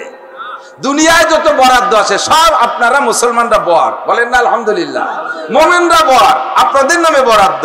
আর আমার হযরত উসমান বলেন বরাদ্দ আমাদের নামে, আর খাবে কারুন, হামান, ফিরাউন, সাদ্দাদ, নমরুদ, আবু জাহেল, আবু লাহাব, উতবা, সাইবা, ওলীদ ইবনে মুগীরা, দুনিয়ার কাফেররা খাবে, আর আমি খাবো না। আমি বলবো না, আমি বরান বলি খাবো, খাই থাকলে ওরা খাবে, না খালি না খাবে। আর যে দুইজন আগে খাইনি, ওটা কি জন্য খাইনি, ওটা তাদের ব্যাপার, ও প্রশ্ন আমার করে লাভ নেই। হযরত আলী রাদিয়াল্লাহু তাআলা আনহু যখন চতুর্থ খলিফা, তখন দেশ আরো বড় হয়ে গেছে। উনি ইরাকে আছে, ইরাক একটা প্রদেশ, এই ইরাক প্রদেশে আছে, ওখানের গভর্নর সাহাবা। হযরত আলী রাদিয়াল্লাহু তাআলা ওই জায়গায় আসছেন, আইসা ওই প্রদেশ দেখতে আসছে, পরিদর্শনে আসছেন। তা আগের থেকে আসবেন বলে তো খবর জানাইছে, প্রাদেশিক গভর্নর সেভাবে রাষ্ট্রকে সাজাইছে সুন্দর করে। যখন হযরত আলী গেছে, আলীর সাথে 10-20 খান গাড়ি যায়নি, আমাকে নেতারা একটু বাবা একটু কোনো মতে পতাকা বানিয়ে সংসদে ঢুকতে পারলে এই তরুণের ঠেলায় রাস্তা গুলা হয়ে যায়।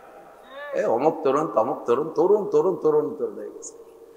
আল্লাহ 40 খান গাড়ি, আগে 20 খান, ফাঁসে 20 খান, মাঝখানে খান তিনিকে এক কালারের, ওর কোনখানের ভিতরে পলায় রয়েছে নেতা তা টেরও পাওয়া যায় না। সামনে দিয়ে পুলিশ ওই পলাপলি খেলতে খেলতে কু কু কু কু করতে করতে আসে, ঠিক না? ছোটবেলায় আমরা পলাপলি খেলতাম, মনে আছে নাকি? লুকোচুরি, পলাপলি। এর বেশি বেকায়দা জায়গায় যে পলাইছে তারা তালাশ করে পাচ্ছে না, সে কি কথা, কুক না দিলি খেলবো না, মনে আছে?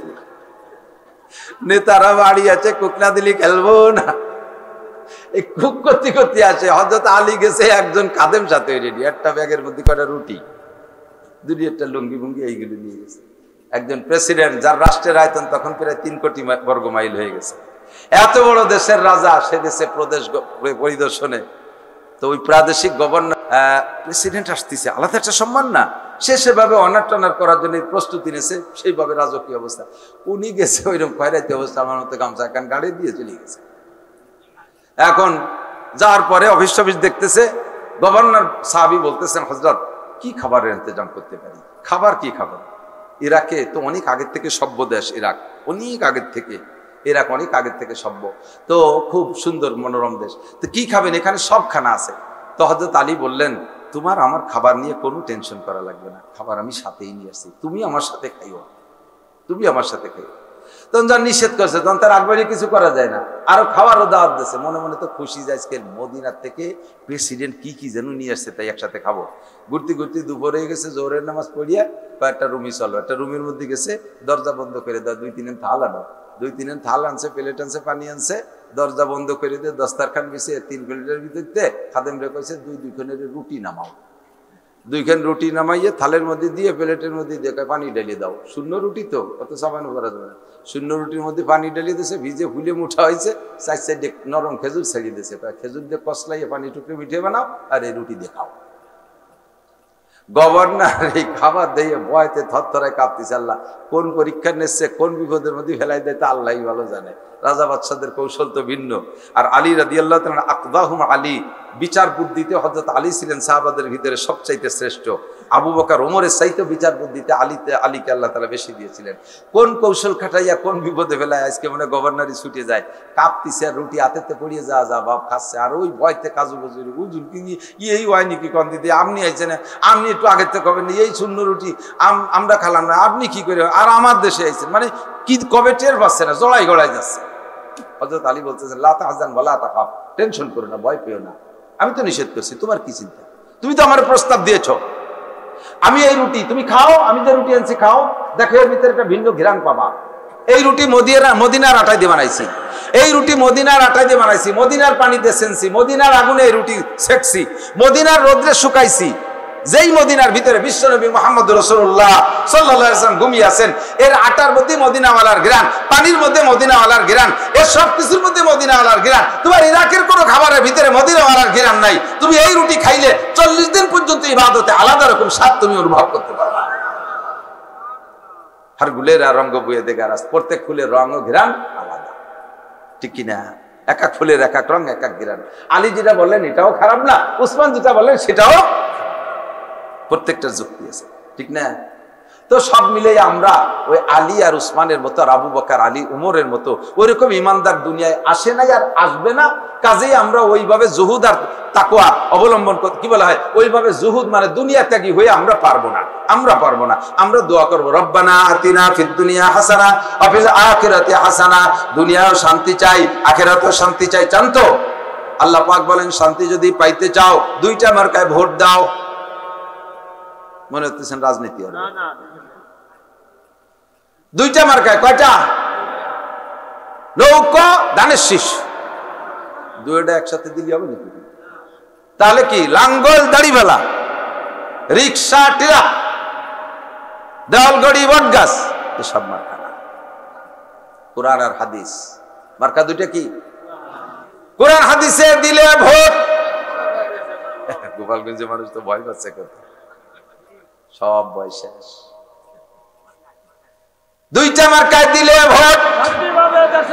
কোরআন সুন্নাহ যেখানে আমলিক করেন নিষেধ নাই, বিএনপি করেন বাধা দেব না, জাতীয় পার্টি করেন বাধা দেব না, আমিও করব, তাতেও কেউ আমার বাধা দিতে পারবে না। অতক্ষণ করব যতক্ষণ আমার আওয়ামী লীগ, যতক্ষণ আওয়ামী লীগ কোরআন সুন্নাহর সাথে বিরোধ না হবে, যতক্ষণ বিএনপি কোরআন সুন্নাহর সাথে বিরোধ না হবে, যতক্ষণ লাঙ্গল কোরআন সুন্নাহর সাথে বিরোধ না হবে, যতক্ষণ জামাত ইসলাম কোরআন সুন্নাহর সাথে বিরোধ না হবে। আর যদি কোরআন সুন্নাহর সাথে বিরোধ হয় তাহলে যে দলই হোক না কেন আমি তারে পদদলিত করব। আমার সামনে মার্কা থাকবে কোরআন আর হাদিস, আমার সামনে প্রার্থী থাকবে আল্লাহর রাসূল। কথা বলুন ঠিক ঠিক না? যদি ধর্মীয় নেতা অন্যায় করে তাহলে আমি তার সমর্থনে নাই। আমার নেতা কোরআন হাদিস সামনে নিয়ে যাইয়া 2টা ভোটের জন্য যেখানে সেখানে ঢুকে পড়বে, যাত্রার সামনে যাইয়া নত হবে, 2টা ভোটের জন্য আকাম করবে, আর তার নামের ইসলামের উপরে আমি তার পিছনে পিছনে দৌড়বো, আমাকে এই অনুমতি আল্লাহ দেয় নাই। কথা বলেন, এই অনুমতি আল্লাহ আমাকে দেয় নাই। খুব সাবধান। লা তাআতা লিমাখলুকিন ফি মাসিয়াতিল খালিক। একজন শুকর আদায় করে, আমি মন্দিরে এসে আপনাদের সাথে পূজায় অংশগ্রহণ করতে পেরে আল্লাহ পাকের শুকর আদায় করি, আলহামদুলিল্লাহ। ভয় লাগে যে সে না আর এক জায়গায় যে কলো, আমি আপনাদের সাথে মদের আড্ডায় এসে এক চুমুক মদ খেতে পেরে শুকর আদায় করি, আলহামদুলিল্লাহ। একই সাবধান, নোট বা টুস্কুট কথা হবে না। আমি যতক্ষণ পর্যন্ত আমার রাজনীতি কোরআন সুন্নাহর সাথে সাংঘর্ষিক না হবে ততক্ষণ আমি তার দল করব। জামাত ইসলাম আসুক, তারে চয়েস করি, চরমুনায় আসুক তারে চয়েস করি, আওয়ামী লীগও যদি হয় তারে চয়েস করি। যখনই আর বিরোধিতা কেউ করবে আমি তার সাথে একমত হতে পারবো। কথা বলেন ঠিক কি ঠিক না? মার্কা আমার দুইটা, আমাকে নবী শিখিয়ে দিয়ে গেছে, লান তাদিল্লু মা তামাসসাকতুম বিহিমা কিতাবাল্লাহি ওয়া সুন্নতি। অতক্ষণ পর্যন্ত পথভ্রষ্ট হবে না যতক্ষণ কোরআন আর আমার সুন্নাতকে সামনে রাখবা। মার্কা হবে দুইটা, এক নম্বরে কোরআন মার্কা, দুই নম্বরে হাদিস মার্কা। কতক্ষণ ঠিক ঠিক না? প্রার্থী হবে দুইজন, আল্লাহ এবং রসুল, আল্লাহ এবং রসুল। তাদের পক্ষ থেকে যদি কেউ আসে, তারা কারা? নবী পাক বলেন, ইন্নাল উলামা ওয়ারাসাতুল আম্বিয়া। আমি নবী চলে যাচ্ছি, আমি কিয়ামত পর্যন্ত প্রার্থী হয়ে তোমাদের সারা দুনিয়া চালাইতে পারবো না, আমার হায়াত শেষ চলে যায়। আমার পরে অ্যাসিস্ট্যান্ট হবে কারা? আল্লাহ পাকের কাছে আমি জিজ্ঞেস করছি, আল্লাহ আমার তো হায়াত শেষ চলে যাব, আমার এই ধর্মের দায়িত্ব কার জিম্মায় থাকবে?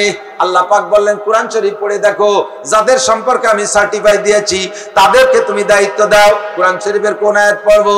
আল্লাহ বললেন তুমি বলো, ইন্নাল কি বলে, ইন্নামা ইয়াখশাল্লাহা মিন ইবাদিহিল উলামা। একমাত্র আল্লাহকে ভয় করে, ভয় করার মতো আর তোমার উম্মতের ভিতরে উলামায়ে কেরাম। আর যারা আল্লাহকে বেশি ভয় করে, তুমি নবীর অ্যাসিস্ট্যান্ট তারা হবে। কথা বলেন ঠিক ঠিক না? নবীদের ভিতরে আল্লাহর ভয় যেমন ছিল, সেই রকম ভয় আর মানুষ আসবে না। কাজেই পরবর্তীতে যাদের ভিতরে ভয় বেশি তাদেরকে তুমি অ্যাসিস্ট্যান্ট বানাও। তারা কারা? ইন্নাল উলামা ওয়ারাসাতুল আম্বিয়া। নবী পাক বললেন, অ্যাসিস্ট্যান্ট নবী হবে উলামায়ে কেরাম। তোমরা উলামায়ে কেরামের শরণাপন্ন হও, আমি চলে যাচ্ছি, তারা তোমাদের কাছে যাইবে। এই কথাগুলো তারা বলবে, তাদের কথাগুলো মেনে চলবা, তাহলে কখনো পথভ্রষ্ট হবে না। যতক্ষণ পর্যন্ত উলামায়ে কেরাম কথা, খেয়াল করেন, যতক্ষণ পর্যন্ত উলামায়ে কেরাম কথায় আর কাজে মিল থাকে, অতক্ষণ পর্যন্ত তার অনুসরণ। ঠিক কিনা? আমি উল্টো পাল্টা বলবো, কালকে থেকে আর ডাকবেন না আমাকে, বলে দিয়ে গেলাম। যখনই আমার কথায় কাজে গড়মিল পাবেন, ডাকবেন না। আমার ওয়াজ শুনে আপনাকে লাভও নাই। আমি ওয়াজ করতে গেলে আপনাদের ভিতরে কেমন কেমন, ও হুজুর কি কইয়ে গেলি আর কইলে কি, এই নাকি তুমি হুজুর, আর এত ফাহা কথা কও, আপনার কবেন না? এই জন্য সব নবী রাসূলকে আল্লাহ তাআলা সব দিক দিয়ে পুত পবিত্র রাখছে, যাতে এইরকম ক্রিটিসাইজ কেউ করতে না পারে। কোন নবী কাফের মুশরিকরা তো আজীবন করবে, কিন্তু কোন মুমিন মুসলমান আমার নবীর গায়ে একটা ফুলের টুকা মারারও সুযোগ পায় না। কথা কোন ঠিক না? খুব সাবধান, খুব সতর্ক। নবী আল্লাহ পাক বলেন, শান্তি যদি পাইতে চাও, সংবিধান দুইটা, একটু কন, কয়টা? মূলনীতি দুইটা, ঈমান আর তাকওয়া। ঈমান আর তাকওয়া, বলেন ঈমান আর তাকওয়া। আল্লাহ পাক বলেন, ওয়ালাউ আন্না আহলাল কুরা আমানু ওয়াত্তাকাও। যদি দেশবাসী ঈমানদার হয় আর মুত্তাকিন হয়, যদি দেশবাসী ঈমানদার হয় আর মুত্তাকিন হয়, অর্থাৎ আল্লাহকে বিশ্বাস করে আর আল্লাহ, আরে আমার দিকে দিক তাকান, যদি আল্লাহকে বিশ্বাস করেন আর আল্লাহকে ভয় পান। আল্লাহ আছে, জোর হলো না? সত্যি আছে। বুড়ো হয়ে গেছে, দুর্বল হয়ে গেছে, চোখে কম দেয়, আল্লাহর ফান খালি হয়ে গেছে। হ্যাঁ, আল্লাহ যেমন আল্লাহ সেরকমই আছে না নাই? আল্লাহ মারা যাবে আগামী বছর, 200 বছর পরে। ইউহয়ী ওয়া ইউমীত ওয়া হুয়া লা ইয়ামুত। সে বাঁচায় আর মারে, কিন্তু সে মরে না। কথা কান ঠিক ঠিক না? আমার আল্লাহ আছে, এই কথার বিশ্বাস। 2 নম্বরে আল্লাহকে ভয় পান। কেন ভয় পাবেন? আল্লাহ নিজে হাতে লাঠি ধরে পিটাই না। আরে আল্লাহু আকবার, আমার দিক তাকান। আমরা জজ সাহেব রে ভয় পাই কি পাই না? কারণ জজ সাহেবের মুখে এখন রায় ঘোষণা হবে। জজ সাহেব নিজে হাতে কোন আসামির জীবনে একটা হাত দিয়ে থাপ্পড়ও মারে না, একটা সিমটিও মারে না, অথচ ভয় পাই জজ রে। কারণ জজের হুকুমটা বড় বেকায়দা। উনি যা হুকুম দেবে পালন করার জন্য জল্লাদ আছে না নাই? জল্লাদে বাস্তবায়ন করবে। আমরা আল্লাহকে কেন ভয় পাই? আল্লাহ কানুল হাকিমিন, ইনিল হুকমু ইল্লা লিল্লাহ। বিচার সব তার হাতে। আনা মালিক ইয়াউমিদ্দিন। তিনি বলেন, বিচার দিনের মালিক আমি। আমি যারে বলবো এটা যাবজ্জীবন, ওইটা যাবজ্জীবন। যারে বলবো ফাঁসি, সে হয়ে যাবে ফাঁসি। আমার হাত থেকে বাঁচার কোনো উপায় নাই। লা তাজুলু কাদামা ইবনি আদম ইয়াউমাল কিয়ামা হাত্তা ইউসালা আন আরবা। 4 প্রশ্নের জবাব না দিয়ে আল্লাহর সামনে এক কদমও বাড়তে পারবে না। আনুমরিহি ফিমা আপনা। 80 বছরের হায়াতের হিসাব দাও, 40 বছরের হায়াতের হিসাব দাও, যে যতটুকু হায়াত পাইছো হিসাব দিয়ে যাও। 2 নম্বরে আনসাবাবি ফিমা আবলা। যৌবনকাল কোথায় ব্যবহার করেছো? যুবক বলে যাও। আরে কলেজের পিছনে দাঁড়ায় কোন মেয়ের সাথে গল্প করছো, ওটাও ফেরেশতারা দেখছে। কতক্ষণ দেখছে কি দেখে নাই? আল্লাহ দেখেছেন। বিচার দিয়ে যাও। যৌবনকালটা রাতের কতক্ষণ তুমি সজাগ ছিলে? কি জন্য সজাগ ছিলে? মেসি নেইমার খেলা টেলিভিশনের সামনে দাঁড়ায়া শীতের রাত্রে রাত 2টা 3টে 4টে ফজর পর্যন্ত দাঁড়ায় দাঁড়ায় দেখেছো, কেন তুমি 2 রাকাত নামাজ শেষ রাত্রে উঠে পড়ো নাই, ফজরের নামাজ জামাতে পড়তে পারো নাই? আরে বাইসাইকেল চালায় উড়াকান্দে যাইতে পারো, তুমি বাইসাইকেল চালায় কেন চরমোনায় যাইতে পারো না? বাইসাইকেল চালায় রবি ঠাকুরের মাজার দেখতে যাও, কেন বাইসাইকেল চালায় তুমি টঙ্গীর ইস্তেমায় যাও নাই? ও যুবক, এত আকাম করেছো যৌবনকালে, ভালো কাজ কয়টা করেছো একটু বলে যাও। রাত্রে কোরআন কিতাব নিয়ে পড়তে বসতে তোমার চোখে ঘুম আসে, আর হাতে করে নিয়ে রাতের পর রাত 12টা 1টা 2টা পর্যন্ত ফেসবুক আর ইউটিউব দেখো। কয় যুবক গোল হয়ে বসে বসে গেম খেলো, তাতে তোমার ঘুম আসে না। তোমার যৌবন তো আমি এর জন্য দেই নাই, তোমার চক্ষু দুটো ও কাজের জন্য দেই নাই। আলাম নাজআল্লাহু আইনাইন ওয়া লিসানান ওয়া শাফাতাইন, তোর 2টা চোখ তোর আব্বা দেয় নাই, আমার আপনার 2টা চোখ আছে না নাই? চোখ দুটো কি আব্বা দেছে? একটু কান কে দেছে? চোখ দুটো কি মা দেছে? আরব দরবার কে দেছে? রাজা বাদশাহ আমার নেতা আমার চোখ দেয় নাই, কাজে তার হুকুমে আমার চোখ চলবে না। আমার জবান আর ঠোঁট দিয়ে কথা বলি কে দেছে? এই জবান দিয়ে স্লোগান কার হবে? আল্লাহর স্লোগান হবে। নেতা আমাকে জবান দেয় নাই, ঠোঁট জিহ্বা দেয় নাই, আমি তার পিছনে মিথ্যা স্লোগান দিতে পারবো না। হ্যাঁ, স্লোগান বোতল ভাইকে দিলে ভোট, শান্তি পাবে দেশের লোক। বহু বোতল বাইরে দিয়ে দেখছি ভোট, সে বোতল বাইরেই অশান্তিতে বিভিন্ন জায়গা লুকাই ফেলায় থাকে বিভিন্ন সময়। তো কথা বল ঠিক না? যেই বোতল ভাইয়ের পিছনে নাচছি সেই বোতল ভাইয়েরই তো খবর নাই। তারে আমি ভোট দিলে শান্তি পাবো, তার নিজেরই তো শান্তি নাই, তারে ভোট দিলে শান্তি পাবো কোথায়? কথা বল না কেন? কাজেই দুনিয়ার কোন মানুষের স্লোগান দেওয়ার জন্য আল্লাহ আমার জবান দেয় নাই। আমি বলবো 2টা মার্কায় দিলে ভোট, শান্তি পাবে দেশের লোক। কোরআন মার্কায় দিলে ভোট, শান্তি পাবে দেশের লোক। হাদিস মার্কায় দিলে ভোট, শান্তি পাবে দেশের লোক। ইমানদার হইলে মানুষ, শান্তি পাবে দেশের লোক। আর পরহেজগার হইলে মানুষ, শান্তি পাবে দেশের লোক। কথা কন? আমি চ্যালেঞ্জ করে বলে গেলাম, চ্যালেঞ্জ দিয়ে বলে গেলাম, ডক্টর ইউনূস সাহেব বর্তমান তো ক্ষমতায়, আগের সরকারও কয়ে বুঝতে পারি নাই, আর সামনে যারা আসবে তারা আমাদের এই কথাগুলো খাবে না।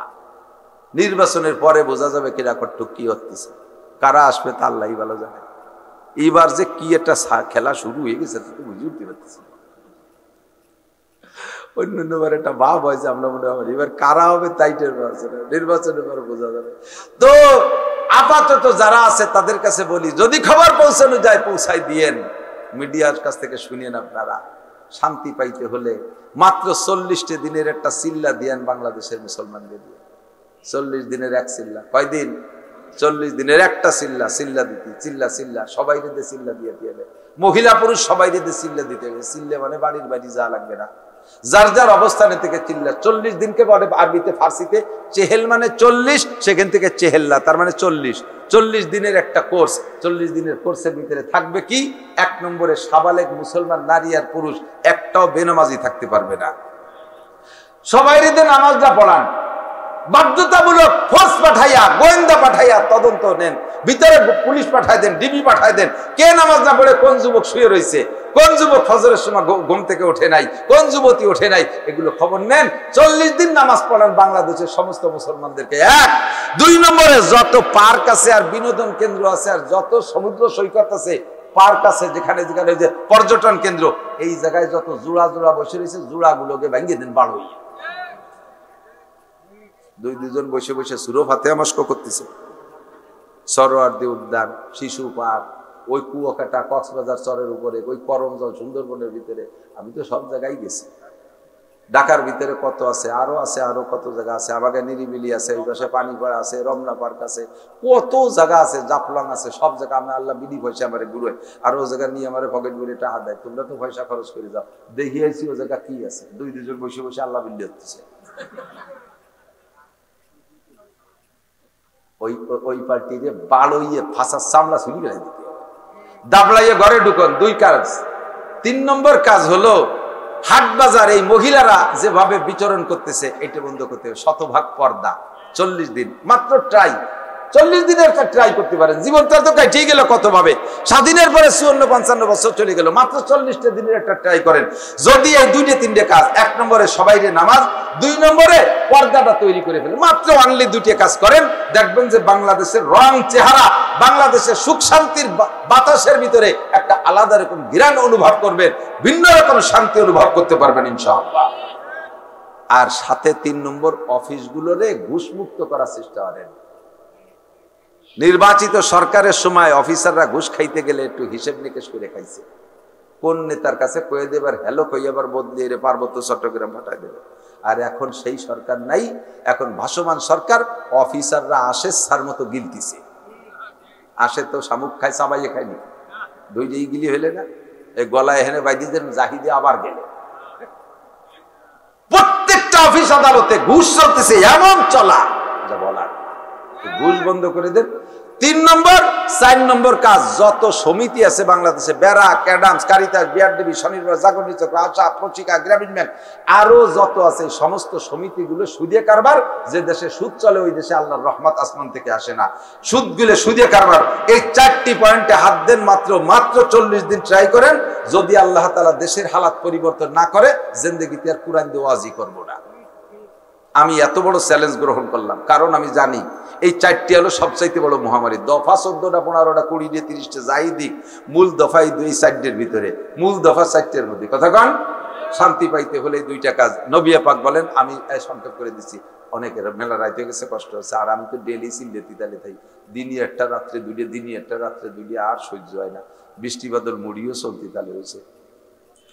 আর বেশি কব না। হুজুর বলেন, কোরআন শরীফের থেকে যেটুকু কইছি বহু পাওয়া যাইতো, আর বলবো না। হুজুর বলেন যে তোমাদের দুনিয়ার এই মাটির উপরটা শান্তিময় হবে, বেহেশতে পরিণত হবে, মাটির নিচের থেকে উপরের ভাগ বেশি সুখময় হবে। এর জন্য 3টে কাজ। 1 নম্বরে ইজাকানা উমারাকুম খিয়ারাকুম, যখন তোমাদের নেতারা হবে ওমরের মতো, আবু বকরের মতো, উসমানের মতো, আলীর মতো, এইরকম দামি দামি মানুষদের মতো যখন তোমাদের নেতারা হবে। ওই সাইজের মানুষ তো আর হবে না, তা কন কেন? ওই সাইজ হবে না ঠিক আছে, কিন্তু তার কাছাকাছি কিছু কিছু হলেও তো হবে। কতক্ষণ বাজারে গেছেন, এই শৈল মাছ কিনবেন, শ্বশুর আইছে এরকম বড় শৈল কিনবেন বলে নিয়ত করে বাজারে গেছেন, সারা বাজার ঘুরিয়ে শৈল পান নাই। এখন ঘুরতেছে মাছও ফিরায় শেষের পথে। এখন তো খালি হাতে তোর বাড়ি যাবে না, শ্বশুর শাশুড়ি আছে, কিছু তো খাওয়াতে হবে। মুসুরির ডালের ডিম নিয়ে গেলে তো হবে না, মাছ একটু নিতে হবে। ঘুরিয়ে দেন যে 2 ডালায় কয়টা টাহি মাছ আছে, 2 ডালায় কয়টা টাকি মাছ, 1 ডালায় আছে তেলুটাহি, আর 1 ডালায় আছে বাইতুটাহি। আমরা কিন্তু কি কয়, গড়িটাই নেবেন, কি কয় বাইতুটাহি আর তেলুটাহি, ঠিক আছে তো? বাইতুটাহি আর তেলুটাহি, এই 2 ডালায় কয়টা টাহি আছে, তা বাইতুটা কি আর তেলুটা কি? সেই শৈল নাই, সেই গজার নাই, সেই রুই মল মাছ নাই, কিচ্ছু নাই। আছে কয়টা টাকি, তা 2 বাদের টাকি। আপনি কোনটাই কিনবেন, তেলু না বাইতু? কিটাই কিনবেন? কিনলি সাইডে তেলুটাই, বাইতুটাই কিনবেন না। এখন সে আবু বকর, ওমর, রুই, কাতলা, বোয়াল, সেই বড় বড় শৈল মাছ নাই, যা আছে টাকি আছে, এর মধ্যে তেলুটাই বাইতে একটু বাইতুটাই কিনে। বহু কিসসা বলার সময় নাই। ইজাকানা উমারাকুম খিয়ারাকুম, ভালো নেতা হলে দেশের অবস্থা কেমন হয় আর ভালো নেতার স্বভাব কেমন হওয়া দরকার, বহু ওয়াকিয়া সাহাবায়ে কিরামদের ভিতরে, তাবেঈনদের ভিতরে, তাবেঈনদের ভিতরে, পরবর্তীদের ভিতরে। 2 নম্বর হলো ওয়া আগনিয়াউকুম সুমুহাকুম, দুনিয়াটা তোমাদের জন্য শান্তিময় হবে যখন ধনীরা হবে দানশীল। ধনীরা হবে দানশীল, যাকাতটা সঠিকভাবে দেয়, প্রতিবেশী গরিবের দিকে লক্ষ্য রাখে, কার ঘর নাই ঘর দিয়ে দেয়, কার মেয়ের বিয়ে হচ্ছে না পয়সার অভাবে টাকা দিয়ে দেয়, কোন বাচ্চাটা চিকিৎসা পয়সার অভাবে চিকিৎসা নিতে পারছে না তারে পয়সা দিয়ে চিকিৎসা করায় দেয়, কোন বুড়ো মানুষ অসুস্থ আছে, কোন বাড়ি চাউল নাই ডাউল নাই, এগুলো খুঁজে খুঁজে যারা দেয়। যখন সমাজের ধনীরা এরকম হবে, ও উমুরুকুম শুরা বাইনাকুম, আর সমাজের সমস্ত কাজ সংসার থেকে সংসদ পর্যন্ত দল বেদল নিয়ে পরামর্শ করে যদি দেশ চালাও, হুজুর বলেন তাহলে ফাজাহরুল আরদে খায়রুম মিন বাতনিহা, তোমাদের জন্য মাটির উপরিভাগ মাটির নিচের চাইতে সুখময় হবে। মরার চাইতে বেঁচে থাকার জন্য দোয়া করবা, আল্লাহ তুমি সুস্থতার সাথে, ইজ্জতের সাথে, প্রশস্ত হালাল রিজিকের সাথে লম্বা হায়াতে তৈবা দান করো। জোরে বলেন আমিন, আরো জোরে বলেন আমিন। রাজনৈতিক বিভিন্ন দল আমাদের ভিতরে আসবে, আমি কোন দলকে সমর্থনও করছি না, কোন দলকে নাম দেখে কি বলা হয় তাদেরকে সমালোচনাও করতেছি না, কোন দলের সমর্থনও করতেছি না। গোপালগঞ্জের মানুষ আমরা, আমাদের ভিতরে বুঝিয়ে শুনে যে কথাটা বললাম, তেলুটাহি আর বাইতুটাহি একটু দেখে কিনিয়ে সামনে যদি নির্বাচন সরকার দেয়, তাহলে একটু নির্বাচনে সেভাবে কমপক্ষে এতটুক বলি, 55 বছর তো নানান কিছু দেখছি, একটা বছর আমরা একটু কোরআনের শাসন দেখি কেমন হয়। যদি ভালো নয় তাহলে আল্লাহরে ফেরত দেবো, আল্লাহ তুমি ওই না ওই দেশে আলো চলে না, তোমার কোরআন ওই পশ্চিম দিক নিয়ে যাও, এই কই সরাই দেবো। একটাবার একটু অনটেস্ট ট্রাই করে দেখতে পারি কি পারি না, কথা বলেন? যদি সেরকম যোগ্য ভালো মানুষ আসে তাহলে তাকে সমর্থন দিয়েন। ভাষাগত ত্রুটি বিচ্যুতি মার্জনীয়, যা বলেছি শুনেছি আল্লাহ আমল করার তৌফিক দান করুন। সবাই বলে আমিন, সবাই বলে আমিন। আমরা একটা দোয়া পড়ি, সুবহানাল্লাহি ওয়া বিহামদিহি সুবহানাল্লাহিল আযীম, সুবহানাকাল্লাহুম্মা বিহামদিকা আশহাদু আল্লা ইলাহা ইল্লা আনতা আস্তাগফিরুকা।